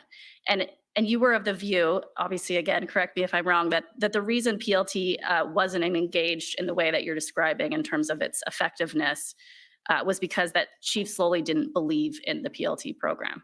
I think it went beyond maybe Chief Slowly, that others felt that it's time to get in there. There's a lot of pressure on them to take action that is seen to be taken. Fair. PLT is action taken that nobody sees. Right. So in terms of you're talking about the optics of it. The optics of it. And so I don't think it was just Chief Slowly. I know that in my meetings with the conversations with him, there was, he had mentioned, for example, that they didn't have this type of concept with the Toronto Police Service when he was there. And that so he was not overly familiar with it as we were. We were told that negotiations had simply failed. Right. So it perhaps is not that he didn't believe in it. It may be that he didn't understand its utility. He certainly still talked about it and understood where we're going with it. Absolutely. But it was our belief, because they were challenged by Superintendent Abrams in my meeting with them on the 9th of February about PLT, because we already had it directly from PLT that they don't have authorities. They don't have autonomy. They're not doing what they do. And we were told simply that, they're used, but it's failed. I'm sorry, who were they told that I by? think that was Superintendent Patterson that said that at that meeting. And so ultimately, when the integrated plan was agreed upon with Superintendent Bernier, and obviously with buy-in from others at OPS, there was an agreement that PLT played an important role in the dismantling of the convoy. Is that fair? Well, I want to be careful, because that makes it sound like we negotiated what goes into a plan. No. Yes, fair. What we're talking about, what we built is what I would consider in our policing world right now for major events and protests, standard practice, template practice in terms of the engagement. So there was agreement because it's what we do, and it works. They do provide that layer of assistance to get us to where we need to be when we take kinetic action. Okay. I want to talk very briefly about the chain of command and have you assist those of us that don't work in policing to understand how the chain of command works. So you would agree with me that police services are paramilitary organizations. Is that correct? I wish. You wish you agreed with me? No, I wish they were. There was a time that we absolutely did say that we were, but I think police services have largely moved away from being able to characterize themselves. When I joined the job, we were paramilitary. would you agree with me there is a chain of command? But there that is a chain of command. Yes, okay, That's- so that's however you the- describe it. That's the only similarity that Okay. I probably would agree with. So There's a there- chain of command. There is a chain of command that one expects to follow, correct? Yes. Within a police service. So however that's described, there is a chain of command. Yes, And that chain of command requires that where an officer is directed or ordered by a senior officer to do something, they're required to follow the command. that's correct. And in fact, it is a misconduct offense under the Police Services Act not to follow a command. As A long as lawful that- order, A lawful yes. order, correct? Yes. And in addition to that, would you agree with me that it would be considered unprofessional to directly question the directions of one's superior in front of partner agencies? That's a relationship thing. I mentioned earlier about my team. I had constables, civilians up to chief on my team, and they were given, I need your voice. So yeah, you have an opinion. I need you to tell me I'm wrong. So it depends on the environment and the expectations of the leader. Fair enough. I want to talk a little bit about the integrated command. So when the integrated planning cell arrived in Ottawa, its first activities, and we've heard about this already, involved meetings with OPS to get a sense of where their plan stood. Is that fair? Yes, And the integrated planning cell brought with it a fairly significant amount of planning expertise. yes, it did. And you indicated, with the exception of you, that these were experts in their field. Is that correct? That's correct. Okay. And the goal of the integrated planning cell was to work with OPS to work towards a more robust overall plan. Yes. And we've heard throughout your testimony, and I'll use the word criticism, but perhaps you would describe it otherwise. But would it be fair to say that there's some level of criticism of the level of integration OPS was allowing with your team at this point in time when you arrived? I think criticism is probably fair. I ran interference a lot on that very topic to actually, as I mentioned, at one point in time, publicly, it was announced we have integrated. Behind the scenes, I'm telling my folks, but we're not there yet. Integration means they're actually working with us. We're no longer in silos. We're actually talking about the direction that we're going in. And we had obstacles, but those obstacles were not just human. Fair enough. And we do know, though, however, that Superintendent Bernier was appointed as event commander on February 11th. Yes. And although perhaps not the integration level that you would have liked, there was an integrated command table after he came in, correct? It started. It started. The positive Okay. work started, and Yes. and that was born out of I think the commissioners heard reference to the NCRCC down in Orleans, Ottawa Police Headquarters. We're at the NOC. We have command posts in various different places that add to the complexities of integration. Ideally, you want your key command positions to be integrated and also have access to one another. And ultimately, that does happen, right? Superintendent Ultimately, Bernier moves his group over to yeah, where you And, are. and as our team worked towards securing the right position, right location at the RCP headquarters that could house the type of integrated team, we're talking well into the 100 plus that would need it on operations day. For every component of the plan, we had to have a rep there. Right. And that takes time, obviously, to assemble Yes. that number of people. And one of the things that Superintendent Bernier did when he was appointed as event commander was appoint a deputy event commander. Is that right? Correct. And that deputy event commander was Inspector Springer, Yes, and he's from the OPP. yes. I think he's retired now. A retired member of the OPP, then perhaps. So And in part of that integrated team that was assembled and evolved, I guess is what you're saying, it was specialties from all different specialty units, as well as members from a variety of different agencies. Is that right? correct. And you felt at this time, I think you indicated that even with Superintendent Bernier and the integrated table in place at this time, that there was at least a perceived need for Chief Slowly to approve any kind of planning. Is that fair? It was still that perception amongst everyone, right down to my bosses calling and asking me. But as he approved it, they understood that Bernier had approved it, but they asked if he had, and that was that follow-up call I had with Trish Ferguson, and I trusted her. And when she said you're good to go, we went. Right. And, you know, we talked a little bit throughout this commission hearing with various witnesses about this incident command system. We know that there's multiple iterations of it, but would you agree with me that irrespective of which version we're talking about, that the chief's requirement to sign off on an operational plan is inconsistent with that model? Is that fair? Knowledge of, but inconsistent with approval, yes. Correct. You indicated that your team met with Deputy Chief Ferguson on the 11th to present the plan that your team had created. Is that right? We did that over phone, I believe. Okay, so there was a meeting of some kind, Yes. right?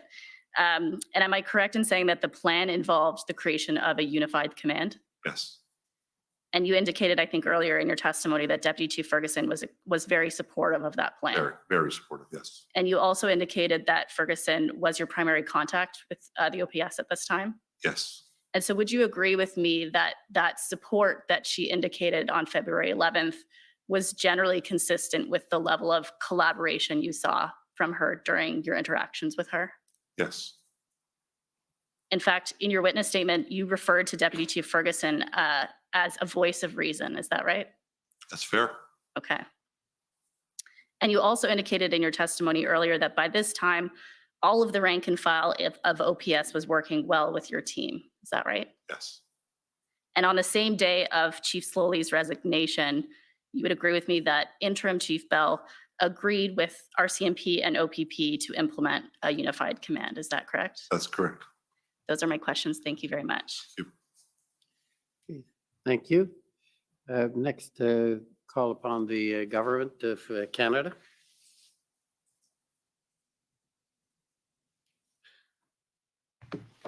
Good afternoon. Yeah. Check my time.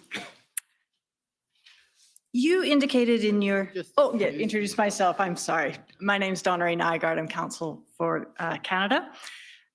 You indicated in your evidence in chief that police services, including the OPP, tow vehicles all the time. You have the authority to do that. And I just want to make sure that I'm understanding what you're saying. You're talking about the authority to tow vehicles. That's something you have, and you didn't need the EA for that. But you don't, or you didn't, absent the EA, have the ability to compel tow truck drivers to assist with that. Is that correct? That's correct. And that the use of tow trucks, in particular heavy tow trucks, was instrumental to the plan to clear out the protest in Ottawa, correct? Unequivocally. And the integrated operation was not actually able to obtain the services of such tow trucks without the use of the EA, the Emergencies Act, in this situation, correct? That's not entirely correct, no. So very early on, in fact, day one, we engaged with our OPP Traffic Services and Operational Support Command, Deputy DeMarco, her team that run all of our traffic programs. We had a gentleman by the name of Kirk Richardson. I believe he's a sergeant with the OPP. Everything tow is expertise, and he had the relationships with MTO.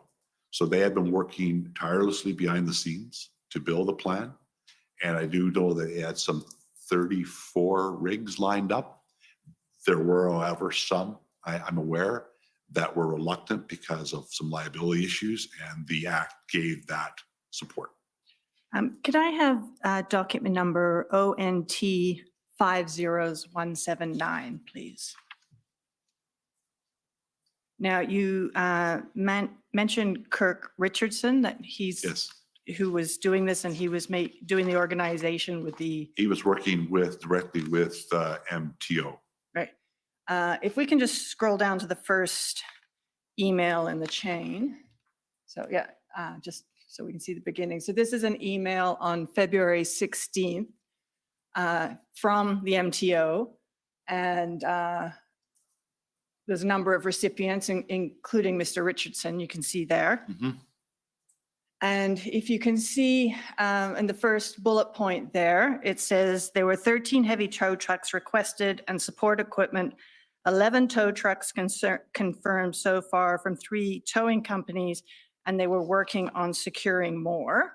So that was the situation at, I think if we scroll back up at 1:19 on February 16th. And then if we continue to scroll up to the next email in the chain, I think at the bottom of the first page, we'll see the time of just a little. So now we're at 5 in the evening that same day. And there's a follow-up email. And if we can just see there that it says in that first line, good afternoon, estimate below per day based on discussions with 2 towing companies. Third towing company has dropped out. We have total 10 trucks at this time. And then you'll see that he says, we need a letter from the OPP requesting these companies to provide services and stating that the federal act cover any damage to their equipment and indemnify them from damage or other claims resulting from vehicle towed upon a police direction. And then if we go up to the final email in the chain, you'll see that it says, hi, Veronica, I've told them that the letter will come tomorrow. They will be moving tonight based on my and Steve's commitment credibility.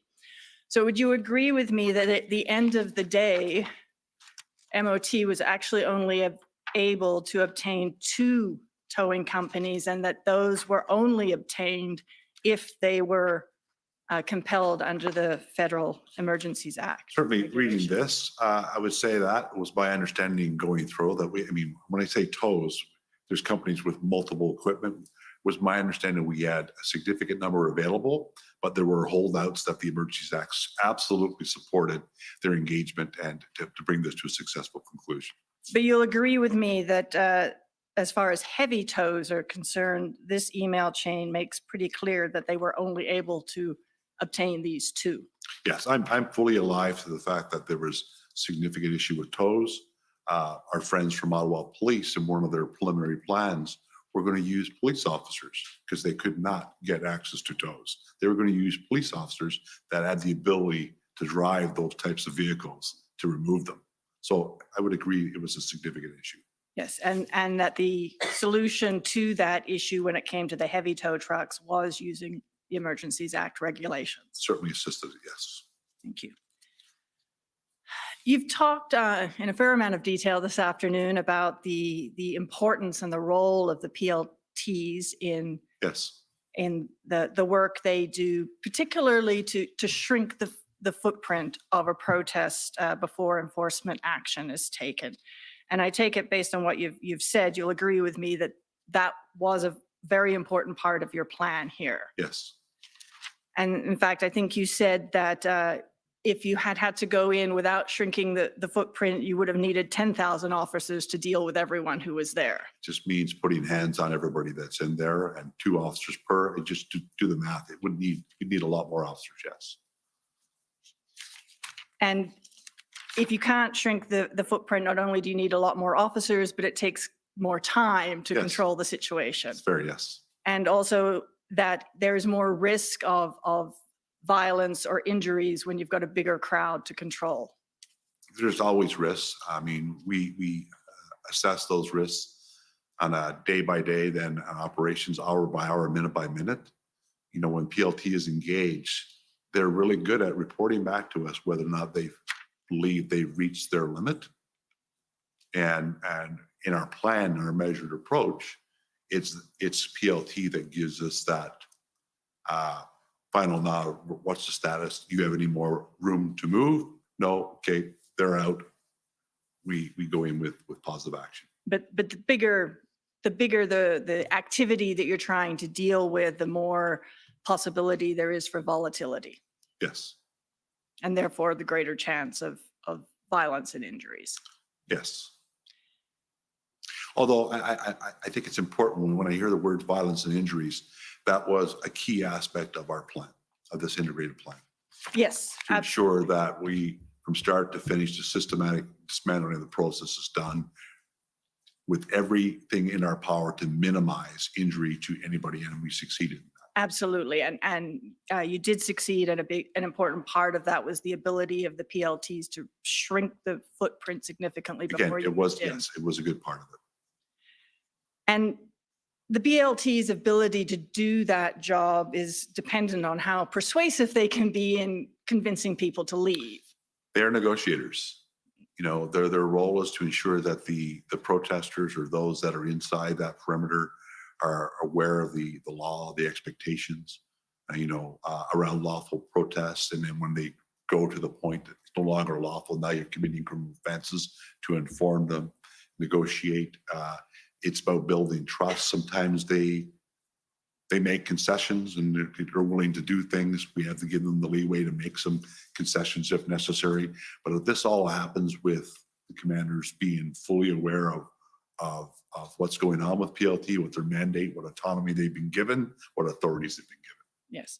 And one of the tools that the PLT has to convince protesters to leave is educating them on the consequences if they don't leave. Absolutely, yes. And presumably, the more significant those consequences, the more persuasive the PLT can be in convincing people to leave.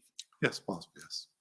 And in this case, when this plan was actioned and the PLTs went in to do their work to try and shrink the footprints, one of the tools that was used was a pamphlet that was handed out, correct?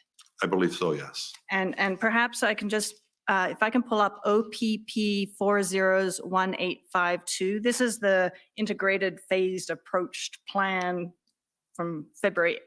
This particular version is dated February 18th, but I understand this is just an update of the plan that was in place for at least since the 13th, Yes. and it was going through various iterations. And if we can go to page 5, please. Probably actually page 6 of the document. It's page 5 on the page numbers. Yes, down towards the bottom of the page, up a little bit. Just under the bolding there, this talks about the pamphlet that was being, or it was a media release provided, but as I understand it, there was also pamphlets handed out that stated the same thing. Is that your understanding as well? Yes. And so there's various information that was being provided to the protesters to try and convince them to leave by the PLTs, and it's listed here. First, it mentions criminal code offenses, and if we can go to the next page. It then names a couple of consequences that, as I understand it, come out of the Ontario emergency legislation. Is that correct? Yes. And those consequences, will, in particular, the driver's license suspension and the commercial vehicle operators registration suspension, those would only be applicable against people from Ontario, correct? No. So the Ontario legislation allowed you to cancel the suspend the driver's license of. They seized, if that was a vehicle from out of province, plates were removed, the stickers were removed, and we would seize. And then we have those agreements with other provinces. But yes, it was my understanding on enforcement day, that's exactly how it was used. So your understanding is that the Ontario legislation allowed. They're in the you province to- of, Just let me finish the question. Allowed you to suspend the driver's license of someone from British Columbia? who was sitting here in British Columbia. Yes, that is my understanding. If we go down, the following bullets are all, except for the last one, measures under the federal emergency legislation, That's correct? Correct. So the personal business accounts, personal or business accounts, the bringing the minor into the fines for bringing minors into the area, and traveling to an unlawful protest site, or delivering fuel and other supplies. Those were all under the federal Yes. legislation, correct? And you'll agree with me that the addition of those bullet points provided more persuasive fodder for the PLTs to convince individuals to leave. Any piece of legislation that we were given, we used to the extent that we could possibly use it. Absolutely did support it. And as a result of those additional tools, the PLT would have been able to convince more people to leave than they otherwise may have been able to do. Well, I don't have any metrics for their success, but the more that you can give them, absolutely. And so that allowed you to have a smaller footprint that you were dealing with, and perhaps allowed you to get to that smaller footprint faster. Possibly. Those are all my questions. Thank you. Thank you. Next is the JCCF Democracy Fund.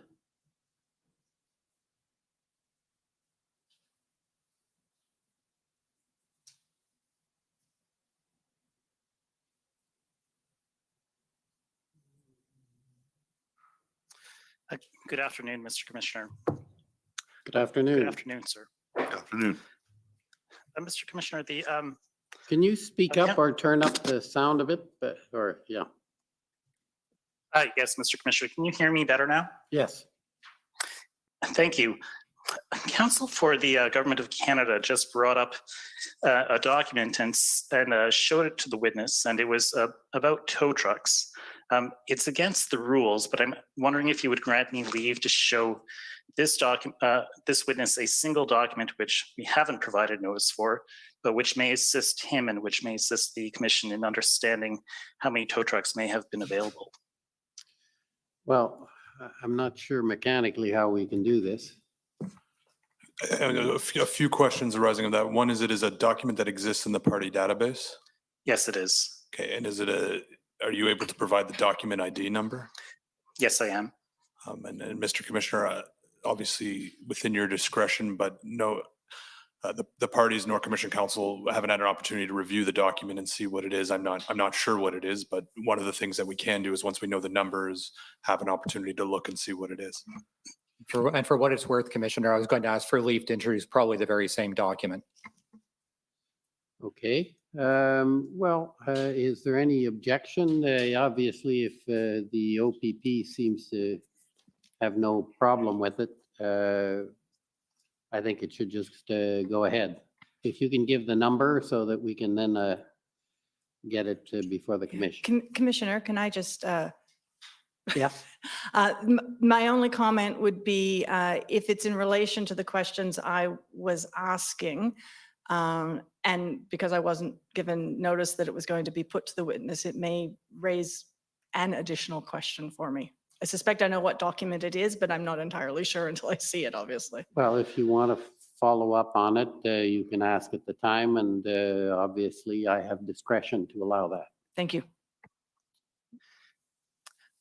Thank you, Mr. Commissioner. The document is OPP 401585.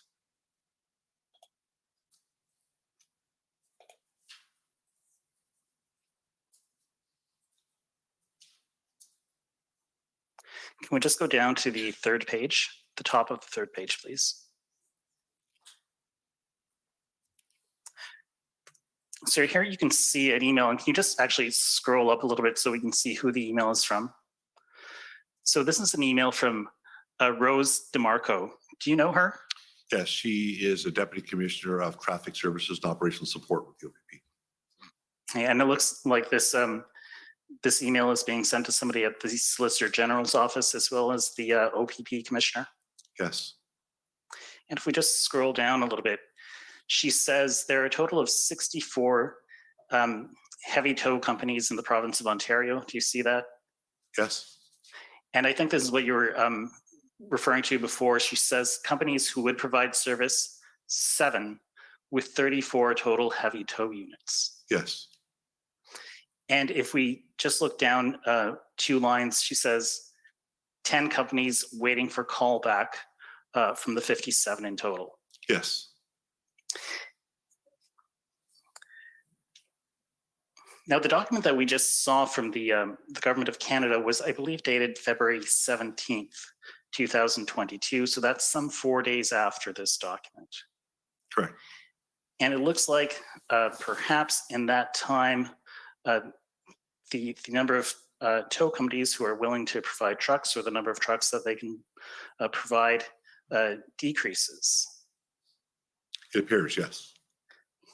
And it could be the case, could it not, that the invocation of the Emergencies Act, which happened in between these two events, actually caused tow truck drivers or tow truck companies to become more reluctant to provide their services or to put conditions upon their services, such as indemnification for damages?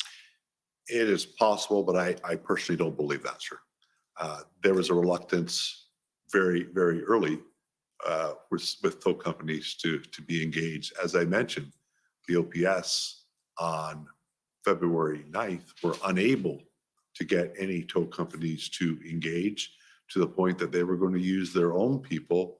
And I do believe there's even reference to getting the military to come in and tow some vehicles for them if needed. So while it may have had an impact, I think it was an issue. And I think that issue was connected broadly to the broader issue that we were dealing with in the public domain, namely the pandemic, this massive protests, and the unwillingness of some agencies to simply be engaged. Well, it was an issue on February the 9th, as you say.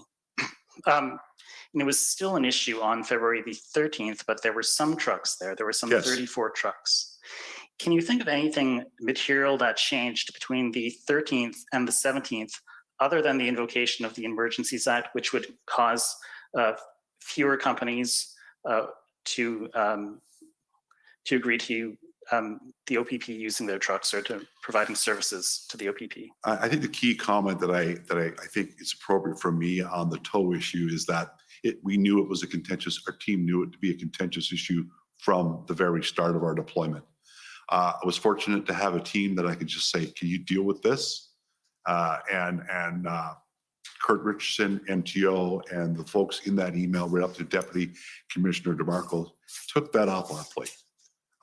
So they might be in a better position to answer that question. I simply asked for a tow plan, and can you give me people that have the capability to develop that plan? And I got a plan, and it worked. Okay. Thank you very much. Let me change topics here for just a moment. We heard from your OPP colleague, Superintendent Patrick Morris, not long ago, that he thought some of what the media was reporting was problematic. Did you hear that evidence? I did not hear his evidence. And I think I listened in on about 10 minutes of it as I was arrived in Ontario, looking to do some of my own prep, so I didn't spend a lot of time. Are you aware that he testified that he read accounts of, for example, Russia being involved in the protests, and he found that to be problematic? I think I may have read that somewhere, yes. In your evidence today, you adopted a will say. And in that will say, you stated, the media was not portraying what was on the ground. Can you tell us what your concerns were? Well, it's just the things that were happening, and this protest group were incredibly well organized, in my opinion. And the narrative about what was happening in Ottawa was being controlled, was one-sided.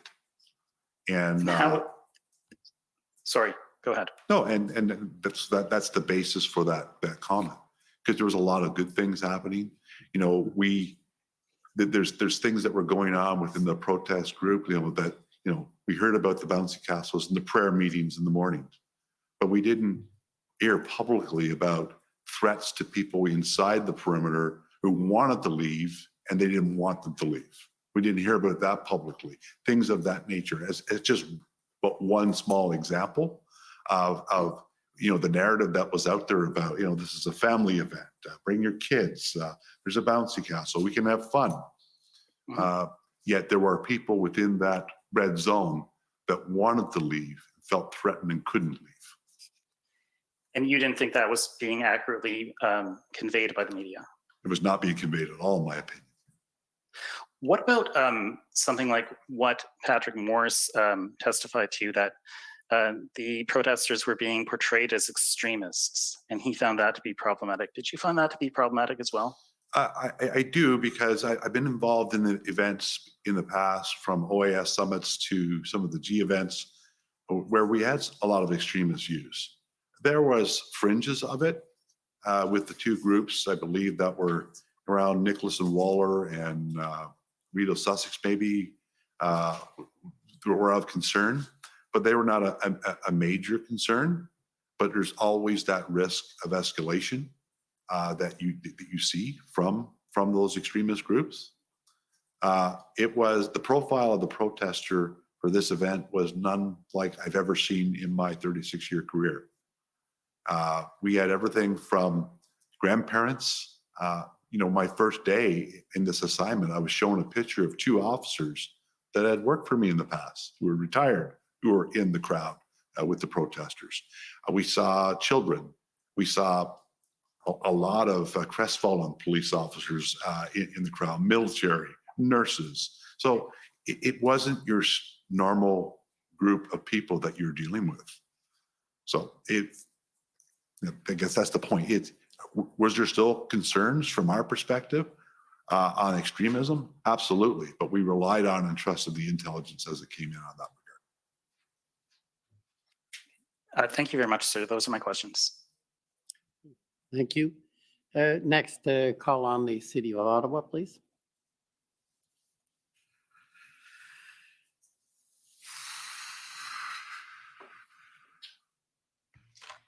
Good afternoon, Chief Superintendent. My name is Anne Tardif, and I'm one of the lawyers representing the City of Ottawa. Good afternoon. Good afternoon. If I could turn up, or ask to be turned up, OPP 401792. And sir, these are your notes. I don't know if you have a hard copy there that you'd prefer to refer to, but otherwise it'll go up on the screen. I'll wait for the screen, sure. And could I ask that you turn to page 3, please, of the document? Now, this is just to show you the date at the top, sir, the 8th of February, 2022. And if we could scroll down to about the middle of page 4.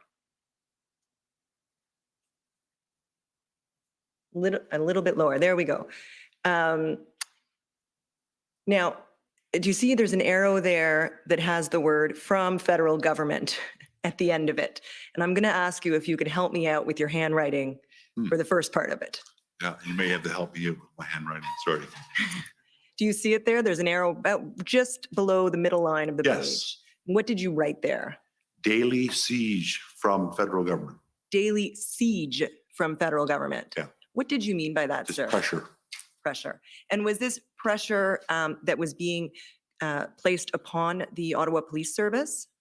The police service, the community to get this resolved. On Ottawa as a whole to get this resolved, Yes. basically. And was this siege being applied just, privately in calls to the chief or to city officials, or was this occurring publicly? Well, this is notes that I took on being briefed on my assignment. Okay. It might be better from those who gave me that, but that was my sense from the briefing that there's pressure around like this. We got to get this fixed. And can you just help us out? Who provided this briefing? It was jointly provided by Commissioner Creek, Deputy Commissioner Harkins, Mike McDonnell at Injex as related to POU, and Craig Abrams, who was on Video Link, gave us the overview of the state that was up to that point.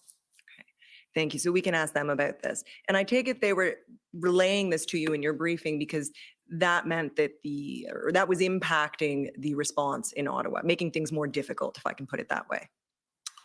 Yes. If we could turn now to page 12 of the document, please.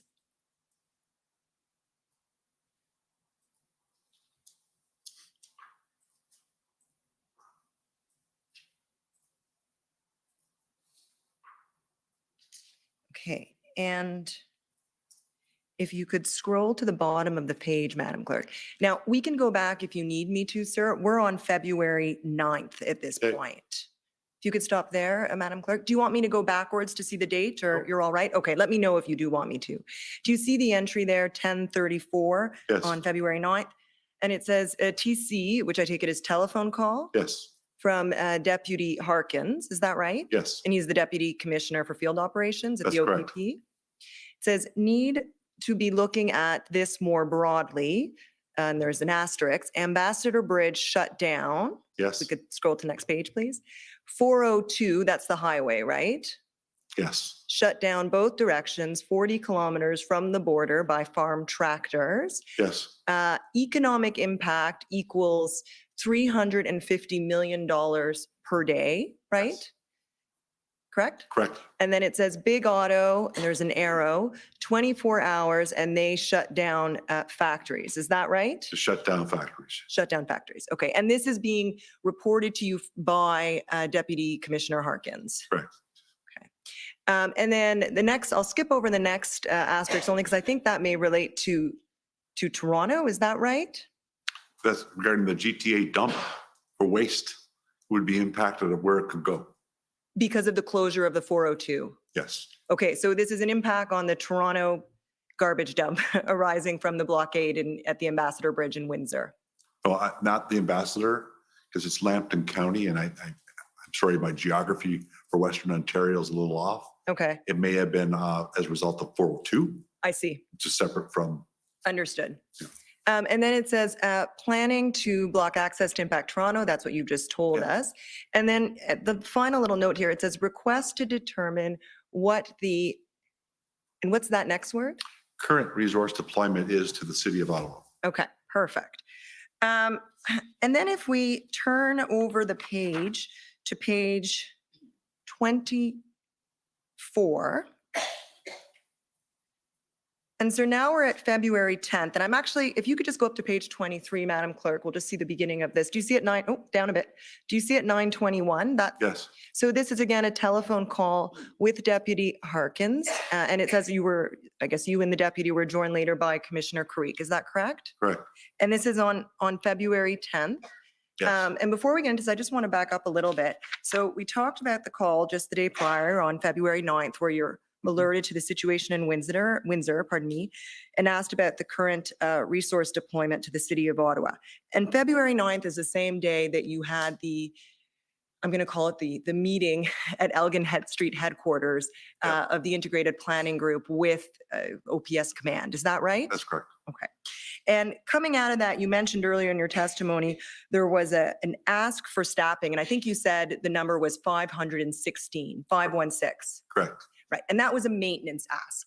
Yes, So in other words, that's the number of officers OPS needed from OPP just to maintain the current posture and traffic points, right? yes. As I said earlier, though, there was some math problem with it. Ultimately, that number you divide 516 by 3, I think it's 174 or 178 or something like that. Because they had been employing a 3-shift model. And as we talked it through it, it was like, oh, we forgot to tell you, we actually, with the support of the Ottawa Police Association, they had reverted back to the 2-shift model, which would allow you to spread. There are inherent benefits with the 3-shift model, but with my organization coming in, it certainly would be a benefit beyond the same type of rotation, which they did. The RCMP, however, remained on a 3-shift model.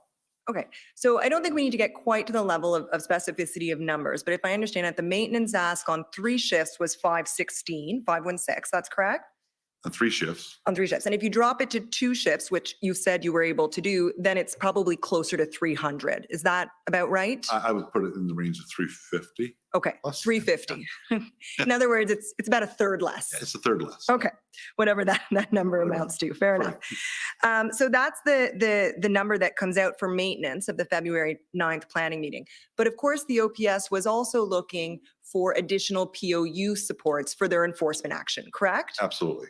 And the decision of the OPP coming out of that planning meeting was, we will meet your maintenance ask, we'll supply what turned out to be approximately 350 officers to maintain the current posture. Mhm. But at this time, we're not going to move forward with the POU ask for the reasons you've already explained relating to the planned, et cetera. Yeah, no, that's not accurate. That's not accurate. My No, apologies. we continue to deploy POU, to make plans for POU.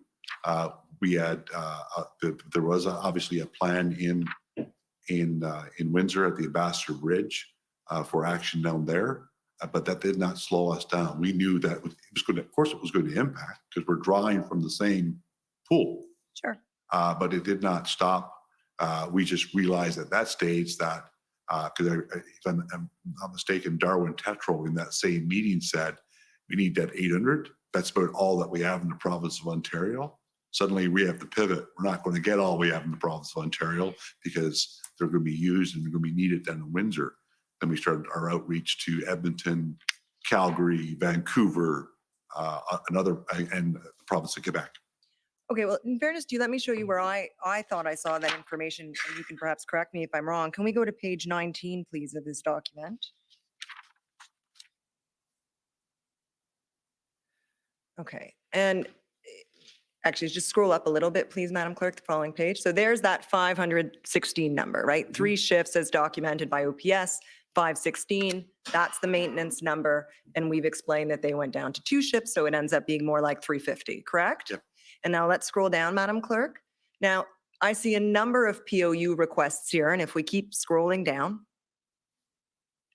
okay, stop there. You'll see the lowest POU you get, POU by this stage, 55 plus 600. So that was their POU ask coming out of the planning meeting on the 9th, right? I believe so, yes. Okay. And can we scroll down a little bit more, Madam Clerk, please? And then, whoop, stop there. And then you'll see where it says 1635. Do you see that? Yes. It says briefed team. These are your notes, right, sir? Yes. And then it says, will staff to the maintenance plan, which has roles and responsibilities Yep. built in, continue to build our plan, right? So that's what I was referring to. Yeah, and that's accurate. But, Okay. But when we talk about that in our plan and we continue to build, we're asking as we need. You know, we add people. We were not taking action. We were not in a position. We Right. needed 800. And that's what I meant earlier. For the So reasons you've discussed, the Yep. plan's not there. Right now, you're staffing to the maintenance ask because that's what Yeah. you think is needed in Ottawa right then. And our ask will immediately go out for others now. We want others to join in. We need the SQ. We need Vancouver. We need Calgary and Edmonton to join the team because we need this number. And then the logistics around arranging all that, getting the approvals, the supports for them to be deployed were occurring.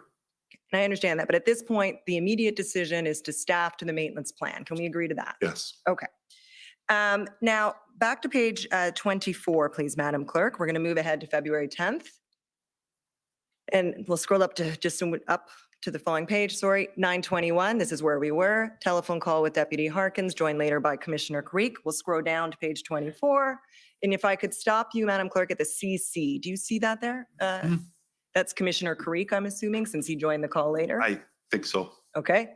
And it says, provincial priority has changed due to ongoing, and you'll have to help me with the next word. Issue in Windsor. Issue, thank you, due to ongoing issue in Windsor, both from, I think that's Intel and Intel. impact assessment. Yes. Okay. It is now our priority, it being Windsor, Yeah. while continuing to support the RCMP/OPS in Ottawa. We may not be in position to supply Ottawa with all they need at this juncture. Right. Right. And that's what Commissioner Creek told you on the morning of February 10th, correct? Yes. Just to put us in time, that's the Thursday, right? Before the weekend, correct? Yes. Okay. And it's my understanding that the maintenance ask, the approximately 350 officers, was actually only fulfilled on the morning of Saturday, February 12th. Is that accurate? You know, I'd need a lot of information in front of me to be very specific in terms of when we finally did it. We certainly made the ask. And Yeah, and no one's suggesting otherwise. So Yeah. I can pull up a document. It's not a problem. no, if you It's- say it was reported that it took till then to do it, I believe that. Okay. It was a struggle. A lot of people did not want to be deployed to Ottawa, A lot of people did. I missed the last part. did not want to be deployed there.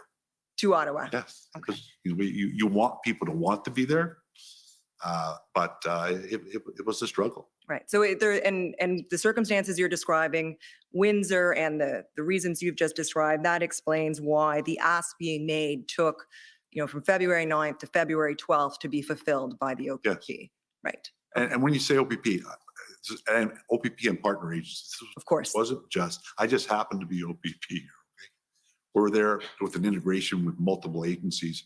We're all in it together. I understand. Let me be fair to you. It took 3 days for OPP together with all of its partner agencies sure. to fulfill the maintenance ask by OPS. Sure. Yes. Thank you. Those are my questions. Okay. Thank you. Next, the convoy organizers.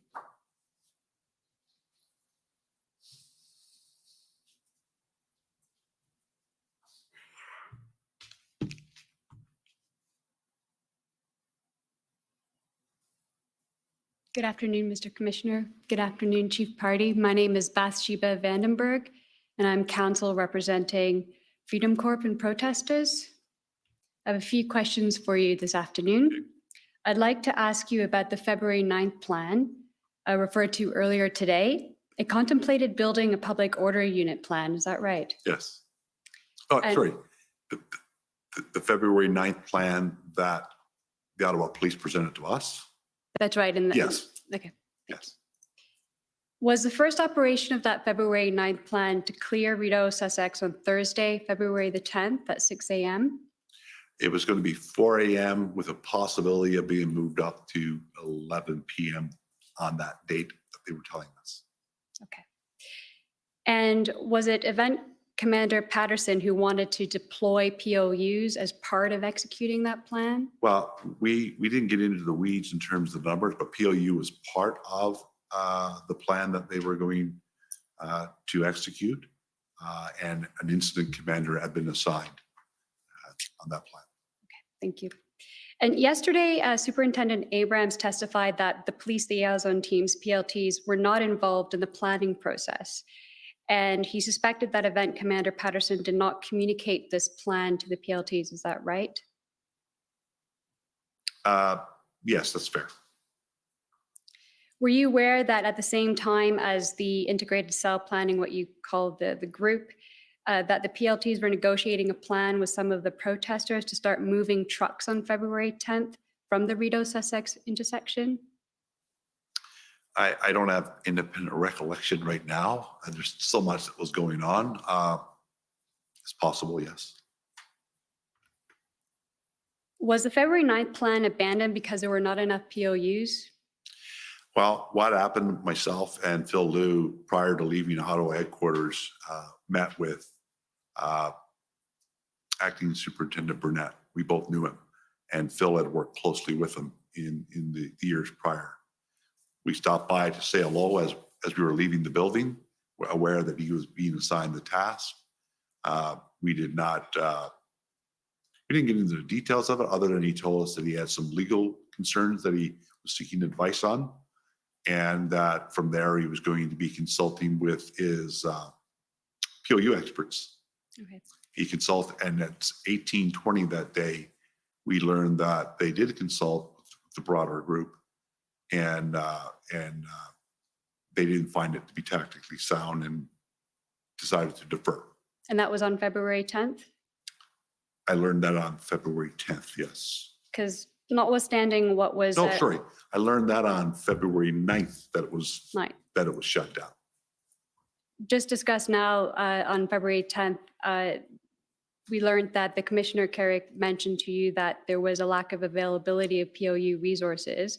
And also, did RCMP Sergeant Tethrow also tell you this, that there was a lack of POU resources? Well, we knew that, POU was going to be stretched in the province at the capacity that we had. Are you aware that the RCMP put a freeze for 72 hours from February 10th to 13th on any POU intervention? I need to know some greater context. I'm not sure where that's from. I don't recall it, but I'm not saying it didn't happen. Okay, thank you. Earlier today, the mission statement of the February 13th plan was put to you, and it included a reference to the utmost respect to the individual Charter of Rights and Freedoms. Is that right? Yes. And part of that February 13th plan to contain a main action plan. Is that correct? Yes. And that the mission statement provides strategic direction to operations. Is that correct? And that the objective of the main action plan was to de-escalate and negotiate a peaceful resolution and demobilization of the Ottawa truck demonstration. Is that right? On February 14th, you continued to work on developing the February 13th plan with a group of POU SMEs. Is that correct? Correct. The February 17th plan referred to in your testimony, officially titled Integrated Public Order Unit Concept of Operations, is also referred to as POU Tactical Plan or Action Plan, correct? Yes, it's a sub-plan of the master plan. Right. And the objective of that February 17th action plan was to systematically clear and take down the protests, right? Correct. I put it to you that the mission of the February 17th action plan was to ensure the removal of the protesters in the area of the blockades in relation to the Freedom Convoy 2022. This will be achieved by securing, isolating, and evacuating persons within the designated blockade zones to ensure the safe detention and arrests of any participants taken into custody, ensure public and police safety. You agree that there is no reference to the Charter of Rights and Freedoms in the February 17th action plan? The mission has it. That's normally where it's contained, but what you read there, no. Thank you. Those are all my questions, and thank you for your 36 years of service. Thank you. Thank you. If I could now call on the government of Saskatchewan.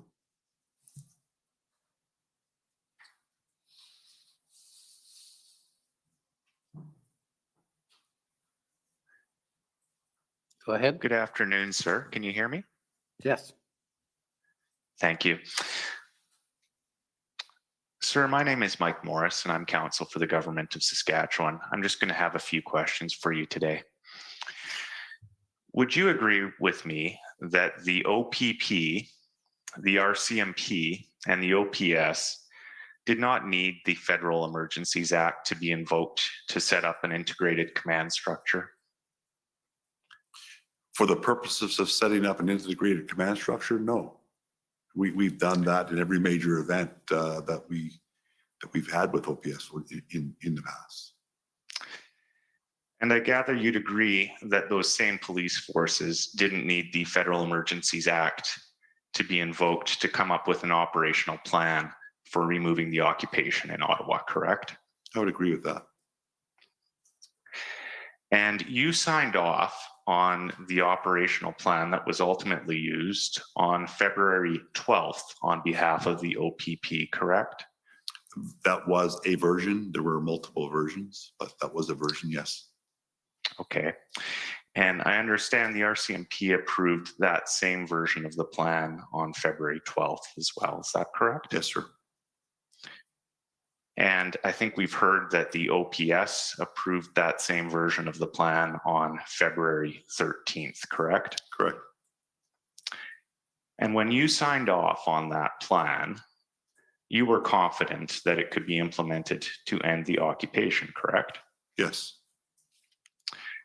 And the February 13th plan did not contemplate any powers under the Federal Emergencies Act, correct? Not at that time, no. And as commander of the integrated planning cell, if you had thought that such powers were needed, you would have told someone, correct? Well, we certainly felt that we had what we needed to develop a plan to dismantle the protests with what we had. Thank you, sir. Those are my questions. Thank you. Yeah, thank you. Next, if I could call on the government of Alberta.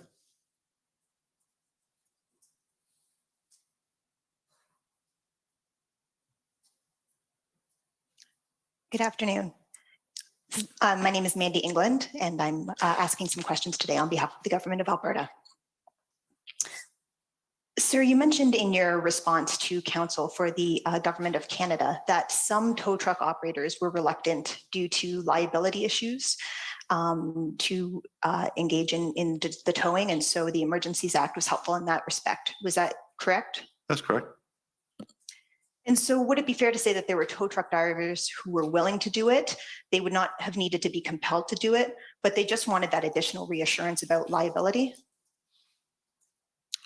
Yes, that's fair. Okay. Isn't it true that there are also provisions under the Ontario Emergency Management and Civil Protection Act that protect individuals who are acting in good faith and performing an order under that act from an action against them for liability in performing that duty? I do believe so, yes. And is it true that there's provisions under that act that provide a way for anyone whose property is damaged where an order under the act is being carried out to seek compensation from the province itself rather than from an individual like a tow truck operator who's carrying out the order? Well, I'll be honest, now you're getting into weeds of it that I'd have to say I need to look at it to see what it Fair provided, enough. but I was looking at it and I focused mostly on the enforcement powers that it gave us.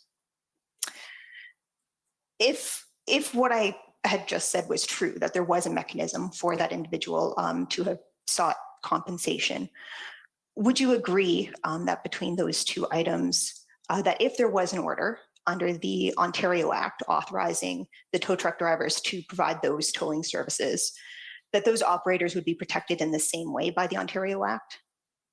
I'm not sure, because I know we had some difficulties with our earlier planning where we had a robust toll plan in place and it all fell apart because of the indemnity issue and the length of time for that indemnity, that the operators just felt that given the nature of the protests, the fear of reprisal, that they needed an extended period of an indemnity that we just couldn't provide. So Okay. I left the tow issue to our tow experts, but I'd have to look at the legislation, and maybe you to consult a lawyer looking at the legislation as to how far and how deep the indemnity of either the EMCPA or the EA provided. That's fair. If the provisions were the same or substantially similar, though, would you agree that the Ontario legislation would have been equally helpful then in providing the assurances to tow truck operators? If you're telling me that, then I would say it would be. Thank you very much. Those are my questions for you today. Thank you. Thank you. Okay, thank you. Does the OPP have any re-examination Excuse me. or any examination? Sorry, of it? excuse me, Mr. Commissioner. I believe before we get to the party for the witnesses, the Ottawa Coalition did have 5 minutes, and the party for the witness usually gets to go last. I am sorry, I must have skipped them. I apologize. Mr. Champ, you have 5 minutes, and I'll even give you 6 if you need it, given my error. I'll be 4. Good afternoon, Chief Superintendent. Thank you for joining us. My name is Paul Champ. I'm a lawyer for the Ottawa Coalition for Residents and Businesses. Yes. Just a few questions for you, Chief Superintendent. I've represented police officers for many years, for about 20 years, and it's been my experience that there's a lot of very strong personalities in policing. Is that fair to say? Very fair.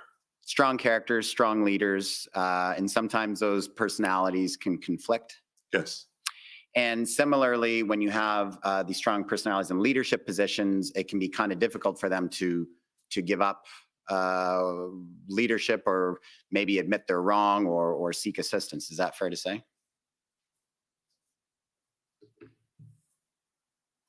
Yes and no. Sometimes it's a failure of leadership for not doing it, not asking for help. That's fair. Where I was going to go at, wanted to ask you about, Chief Superintendent, is that you told us before about how a chief of police in Ontario can ask the Ontario Provincial Police to take over their service or assist their service in cases of emergency, correct? Yes. And Chief Foley didn't do that in these circumstances. No. But it's also the case that under the Police Services Act, the board could ask the OPP to take over, correct? The Police Services Board? Yes. Or the Ontario Civilian Police Commission? Yes. So if they have the relevant or proper information, they could have considered that and weighed that option? Yes, they could. And you would agree with me that given the prevailing conditions in Ottawa at that time, the Ottawa police simply couldn't provide adequate and effective policing services to their community. I'd say they were stretched as it related specifically to the protests. to say that they were not otherwise providing, because Ottawa is not just the downtown core, sir. That's fair. Absolutely. For the rest So, of it. because we talk regularly with them about their ability to respond to their day-to-day business. Right. But we've heard lots of evidence, and I don't think it's really in dispute, that the Ottawa Police Services simply did not have the capacity to bring this event to an end on their own. The numbers were such, the scale was such, it was recognized generally. The Ottawa Police couldn't end this on their own, correct? Yeah, that's correct. And it took an enormous amount more of police resources from elsewhere to bring an end to this, correct? Yes. And I'm just wondering, like, I was taking a look and reviewing the national framework on police preparedness for demonstrations and assemblies, and there's nothing in there about what happens if the demonstration is of such a scale that the police force of jurisdiction can't manage it, and in how or in what way there could be a trigger for them to ask for another service, to maybe even take over if they're having a real problem. Would you agree with me, Chief Superintendent, that more policy or protocol around that for how police services can feel comfortable reaching out to get assistance would be helpful? It absolutely would. Yeah, if Chief Soley had some more guidance on that, or his strong personality, maybe he felt he was kind of getting it from all sides. I think we've heard a lot of evidence from that, felt embattled. But if there was a policy there saying, hey, at this point, that's a trigger, you should actually cede responsibilities to another service, that perhaps could have helped this crisis. Would you agree? Whether or not it's ceding responsibility to another organization, I'll just back up and qualify this answer with another statement. The OPP policy, for example, when an incident exhausts the ability of the local detachment to respond, we will stand up an EOC. So we have a more coordinated response, because now we're going to be needing resources from other. So it's kind of inbred in our nature that when an event overwhelms one jurisdiction, I'm back.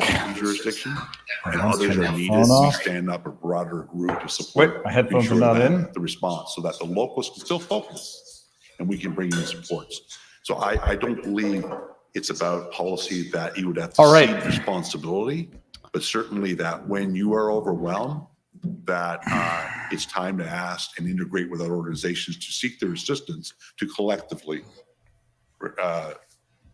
bring it into unlawful activity. I have grown to like this witness. But I guess just what I'm suggesting. Very is that thoughtful, it's a little bit ad hoc, calculated. right? There's no real good guidance for a chief about when might be the right time to press the emergency button. I would say there probably is no guidance or written guidance in that regard. Okay. Thank you very much, Chief Superintendent. Chief Superintendent Now I Chalmers. will, call on the OPP. You down with OPP? Yeah, you know me. So I loved the testimony about the people in the crowd, some of his retired colleagues, real fringe. Oh, yeah, there was no extremism there. Good afternoon, sir. It's Christopher Diana, Councillor of the OPP, as you know. I'd like to maybe take a step back a little bit. You've answered a lot of questions about the details of what happened in Ottawa. Part of the mandate of this commission, and part of what I think the commissioner may be interested in hearing about as well, is taking a look at the bigger picture. Lessons learned is part of the mandate of this commission. And you're in a unique position as a recent retiree with 36 years of experience doing this kind of public order policing and incident command to maybe give some thoughts that may be of assistance to the commissioner. And the question I wanted to ask you in particular is about an integrated or unified command. Do you believe in the value of that concept?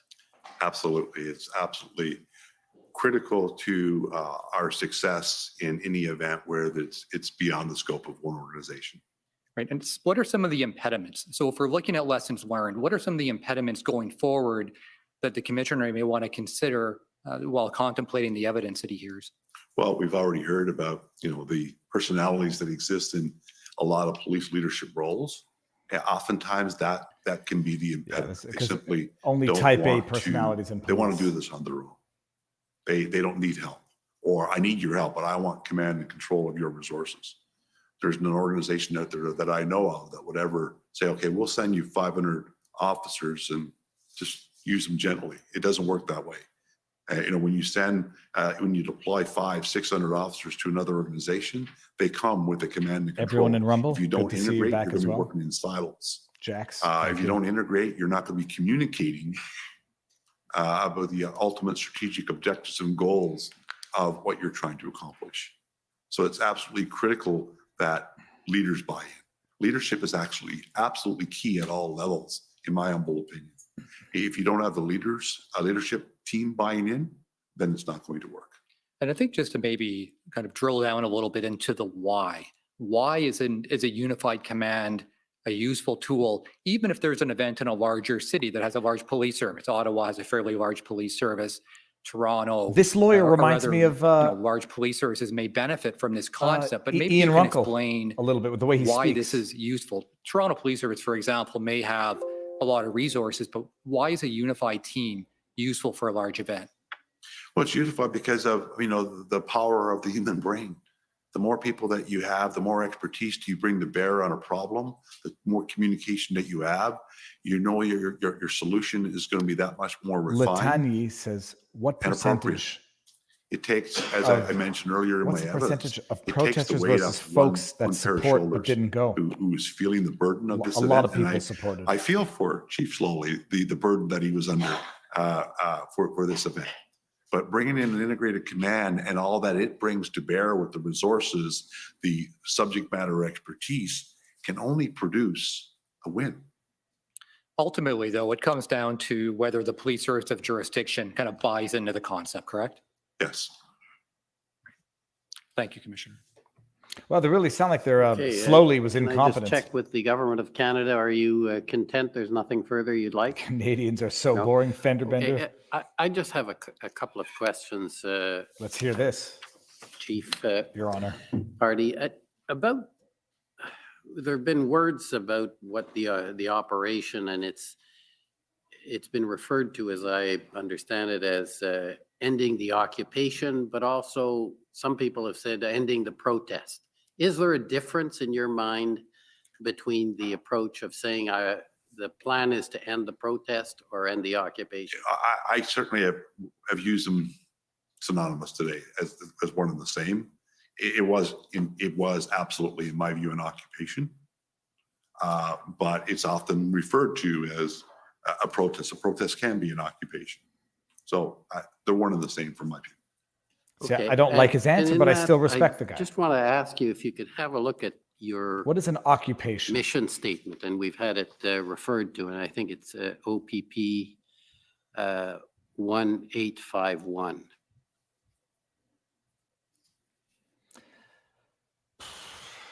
By the way, I'm going on live with Eric Hunley at 5:30, so that's had to take. And I think we might be at page 8. I think. So you got if I'm OPP, correct. regional. Those are a bunch of police things. Go down a bit. It's up a bit. It's the mission statement I'm looking for. Viva, No, can you that's not add the correct. names What of document people then? and titles? I can't. I It don't know would how be in to that add document, things. Okay, and where would it? Maybe it's down. Okay, maybe further down. I think it was. I believe it's page 8. Page 8. If we had just gone down a little bit from where we were. There it is. Okay. And I'm wondering here, you've put in with the utmost respect to the individual's Charter of Rights and Freedoms. And I was wondering, was there any thought about there are protesters there that may wish to protest appropriately, if I can call it, without breaking law, i.e. continue a protest legally in some manner, in some place? That protest was legal. Was that taken into account? Absolutely was taken into consideration in our messaging through PLT that, you want to protest where you are now is deemed illegal. You need to leave. You want to protest, there's other venues. And this is why we put in this mission about the Charter of Rights, because there are lawful protests that you can do. I guess that's why I was wondering about your answer of saying ending the protest and ending the occupation you took as being the same. The same, but I guess I should qualify within that red zone that's now deemed to be an illegal occupation. If you're in there, you're breaking the law. If you're in there, you need to leave because it has been deemed illegal. What you're doing, an illegal occupation. It's great. Just so create a red zone around any we have a protest lot of anywhere. people that Illegal. our PLT interacted with that continually pleaded that, well, we're all doing everything lawful. They had this, a lot of them felt they had that plausible deniability so PLT had to educate them. Okay, it's a lawful protest to a point. Now you've reached a point, there's injunctions, there's criminal mischief going on. Well, what There's was all these things that are the happening. injunction? This protest, this demonstration, dealt with the horn this honking. occupation is now deemed unlawful and you need to leave. If they chose, and we gave people an exit strategy, if they chose, well, we'd like a protest location where our voice can be heard, that would have been facilitated. Yeah, out in the woods. Go protest somewhere where it doesn't bother anybody. So the PLT That's how protests was work. seeking to shrink the footprint, but are you saying they also would facilitate a continuing legal protest in some location or in some manner? If someone said to them, but we have a right to protest, they would have said, not here. There's other ways that you could protest, but now you're in an illegal zone to protest.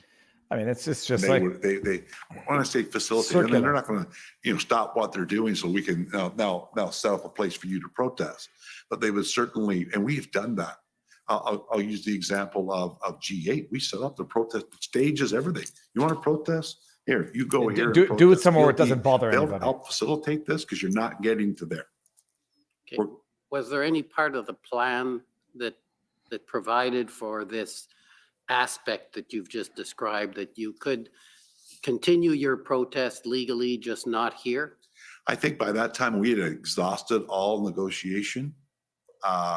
And without reading the final plan, I would say no, because our negotiations with the protesters. You can still disagree with this guy. That they were, but they didn't need to invoke the Emergencies Act. So now enforcement action that's the was bottom next. line. There you go. Enforcement measured approach.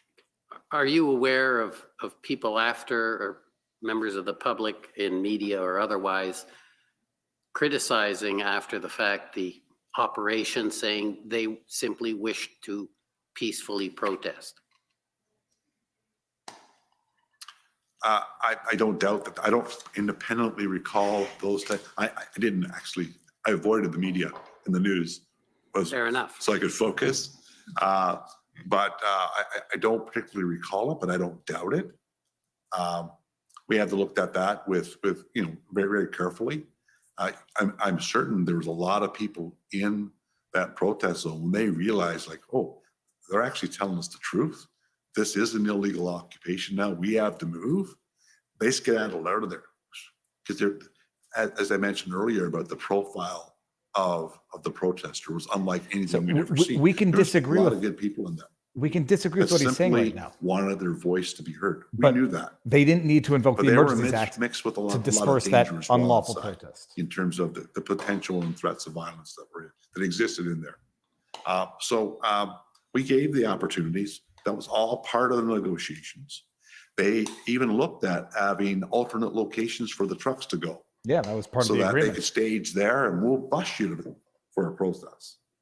But Trudeau and that did not work out. That didn't work out. Why didn't it work out? So just to close that loop, do you feel the plan was adequate in terms of allowing continued protests for those who may wish it in retrospect? At the stage where we executed this plan and went kinetic, i.e. we went hands-on with the operation, that was the option that was left available to us. With all other aspects of the plan exhausted, I do believe that we acted appropriately, professionally, and accomplished not only our mission, but all of our goals and objectives in terms of assisting in restoring the confidence and faith in the city of Ottawa and Ottawa Police, returning Ottawa to a relative state of normalcy for business to be able to open. Normalcy of a year and a half of shutdown and lockdown. And doing so without injuring people and having to arrest too many people. We know our justice, a lot of people put a lot of stock in arrest. We also know our justice system just doesn't have the ability for us to arrest and charge 3,000 people. We all know what would happen there. So I believe I would press on that. What would happen there? And did so and returned, because very shortly thereafter, there were protests again in the city of Ottawa that were permitted and were peaceful. Permitted protests. Thank you. Okay. One other thing I just want to explore briefly. You spoke about PLTs, and I don't know how to put it. It was not necessarily embraced as it maybe should have been by OPS in this operation. Is that fair? In their initial. Yes. The leading up. The initial. You know, within a day of our arrival there, we engaged with Marcel Baudin, who I believe you're going to be hearing from. And we got things back on, they collectively, when I say we, got it back on track with a PLT focus. Now, a lot of the work of PLT involves, as you've talked about, negotiating, de-escalating. Yes. And for those who wish to bring a quick end to a protest, PLTs maybe are not viewed in the same way, or they're viewed as delaying what they wish as a result. My personal opinion is that if we took an enforcement action directly every time just to end it, we'd be sitting before another commission of inquiry and a road about a lack of a measured approach.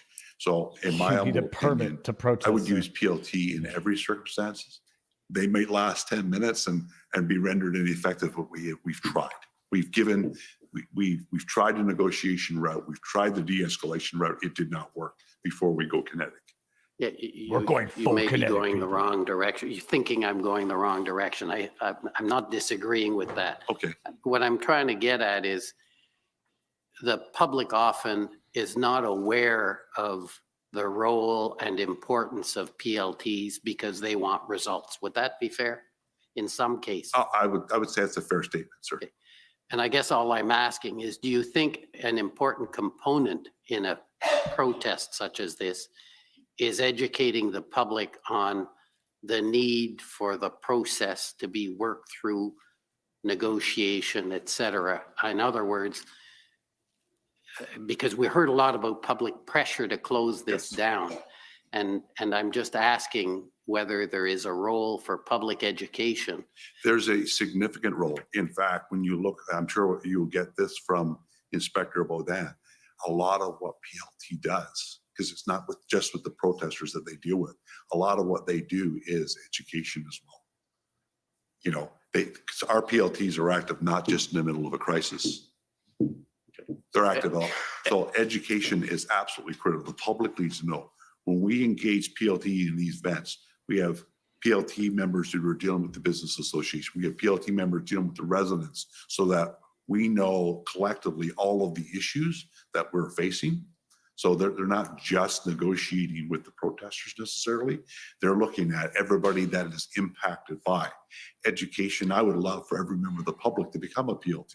One of our goals in our communication strategy was to make every uniform officer with their messaging from the constable on the street up to the Prime Minister of Canada. If we could get everybody saying the same message, we're educating the public, we will succeed. That was a stated goal right within our mission. Okay, well, thank you very much. They're not thank going to you for start your another witness testimony. now. We 5:10 on a appreciate, Friday. even though you're in retirement. Yes, I'm sorry. My apologies. I have just a few questions. This is for the record. I love him. Brendan Miller, counsel for the Freedom Corp. Arising from your questions, I had none until some answers came out. There's just Keith Wilson on the probably bottom about left. 2 minutes of questions I would like to ask, if I may, sir, with respect to the evidence from the witness regarding there being no more ability to negotiate, et cetera, given that I understand that that wasn't the case, sir. There is no provision for a re-examination. We're not going to reopen it. There will be plenty of witnesses you can question about the process as they come through, but I'm not going to reopen because you wouldn't be the only one. Very well, sir. Thank you. That's a fair Okay, so point by with the that, judge. thank you for your testimony, and especially since you're retired.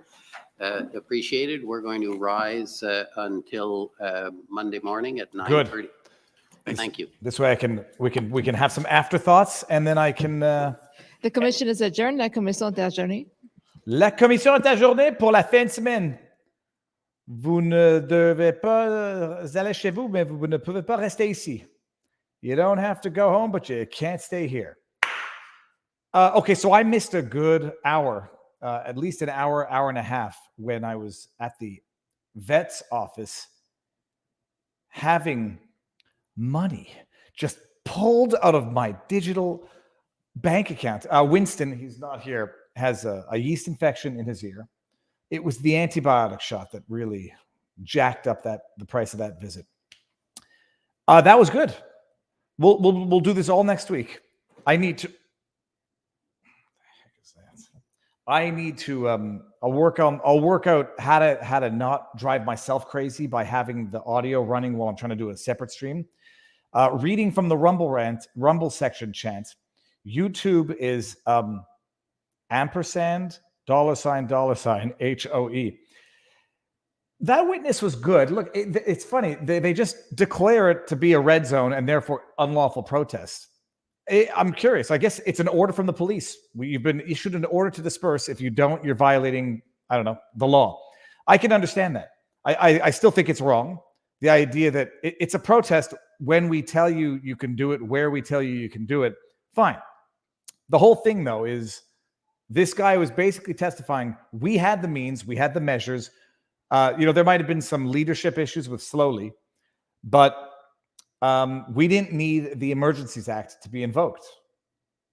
And that's what's at issue in this. That is the question that is to be determined. Now, the judge might say, yeah, it was it really helped when the Emergencies Act was invoked. That's what ended the protest. But if that's the new standard for invoking the nuclear weapon of litigation in Canada, legislation, well, that's it. So then, welcome to the new world where if there's a protest occupying a downtown core, Emergencies Act, bring in the highly militarized police. Billy N. Sherman says tyranny. Candace 808 says protest isn't illegal. We are in trouble for sure. Oh, and then Blondie 44562 says save money by ordering prescribed vet meds from Chewy. Whatever. I don't mind supporting local business. I like supporting local business. I should have asked. I did not need the antibiotic shot because I don't think that does anything. I don't think he's got an infection. But my goodness, he's got, when he gnaws at his paws, that they turn pink from something in his saliva. So they got Oligarch's Thorn says antibiotics often cause and worsen yeast infections. It's allergies. They gave him a shot. They gave him the shot because I cannot administer anything to that dog. He's like a rabid mongoose trying to hold him down. So everyone liked this format. It was good. It might confuse with the daily stream, but I think people are interested in watching this. And it's hard to find this thing. I think we'll get a lot more people watching the inquiry. I need to clip the part where he was talking about the composition of the crowd because that was poignant, and that was imagine how many someone in the chat, I think it was Rumble, said what percentage of supporters didn't attend the protest. Anybody who was following that convoy going across the country, and once I started people on overpasses throughout the country, there was nothing fringe and there was nothing minority about that protest. I actually think the people who are up in arms about it themselves are the minority. More people in Ottawa were rightly upset about this protest, but the people outside of Ottawa who have no idea what they're objecting to, calling these people fringe extremists, they are the minority. It's not, you cannot be a fringe minority within Canada and attract a national movement. An international movement. It doesn't, they don't work together. A small fringe minority that created an international movement. It was not small. It was not fringe. It was not a minority. It was a lot of damn people in Canada. Might not have been a majority, but 30% is not a minority. And it certainly is not fringe. Let's see here. The Facebook says, yep, the judge that said it was legal should be in this. Why do you, well, The judge didn't say it was legal. The judge just said, so long as you respect the terms of this injunction, you can continue to protest peacefully and legally. So you don't even need him there. Don't get that judge in there. That injunction order, that provision of that order speaks for itself. By the way, everybody, let me see if I can't find, go to YouTube. I'm going to be live with Eric Hunley, Laid Back News. Is it Laid Back News? No, it's America's Untold Stories. It's America's Untold Stories. With Mark Robert, Eric Hunley, we're going to be talking about Eric Hunley. We're going to be talking, it's the 1 year anniversary. I cannot believe it's been a year since, it's been a year since Alec Baldwin shot Helena Hutchins. Can't believe it. Here's a link to that, and go check it out because it'll be fun. So that's it. I mean, that witness is done. They'll go to the weekend. Oh, Audra 12 says UN planes. Did they explain that? I don't think anybody has formally confirmed that. I remember seeing the stories, but can't confirm. Provostman says, I don't see how you can complain about noise in any city. I mean, it's UN planes. They didn't, but it has an explanation.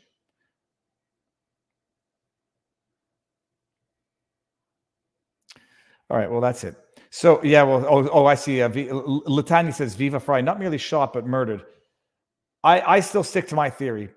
He pulled the trigger on purpose, thinking it was a blank. This is Alec Baldwin. And so go if you be kind enough, go and support Hunley. Share that link around, and let's get the party started there. So everyone, thank you. I'm gonna go end this. I need to post another highlight from yesterday's stream, which was demonetized on YouTube. But the soft censorship of YouTube. What do we got? Okay, that's it. There are pictures of the UN planes. Yes, but pictures, you need to know. Bottom line, sometimes you need to see something with your own eyes while live streaming it in order for it to happen. I did notice a lot of police officers with no names. A lot of them, some of them did have names, but some of them, I don't know where those police officers were coming from, what unit they were with. The witness said, this is from Rexosaurus, says the witness said that they had the means to control the protest and disperse the crowd without the Emergencies Act being invoked. That's it. That should be the end of it. Anyone who lived through it in real time knows the provinces did not want Trudeau to invoke the Emergencies Act. Some, many, most, maybe even all. Maybe with the exception of Ontario. Now, let me think of that. The provinces did not want Trudeau to invoke the act.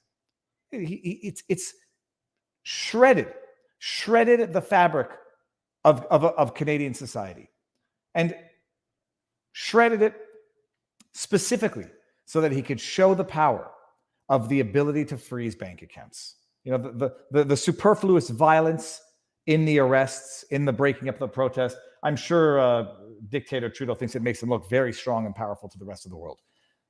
Flexing that muscle to freeze the bank accounts, that's where it was at. All right, so go. Thank you all. I'll let it run for... No, you don't even need to let it run for a few seconds. We'll do this again next week. We're going to have streams all next week.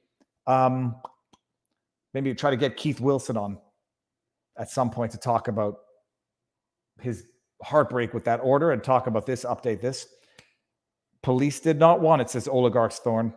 And Rexosaurus says exactly, it was an abuse of power. It was an abuse of power and testing out. Can you imagine, like, Canadian citizens are not up in arms at the unilateral extrajudicial punishment on suspicion alone, association alone, that ordinary Canadian citizens who might hate the protesters, who might hate the convoy, did not object and did not get up in arms at the unilateral freezing of bank accounts, the promise to immunize the banks that did it. This is North Korea, China level tyranny coming out of Justin Trudeau, who admires the basic dictatorship of China. So he tested it. Canadians didn't object that much. And I don't think this hearing is going to yield anything in terms of a sanction against against Trudeau. Okay, Blondie says, take care, Viva. Scream says, stay sane. Okay, well, move on over to Hunley's place, and we're going to have fun over there. Everybody, enjoy the weekend. Thank you for sticking with me through the learning curve this morning, and hopefully it'll go smoother next week. Go. Enjoy the weekend.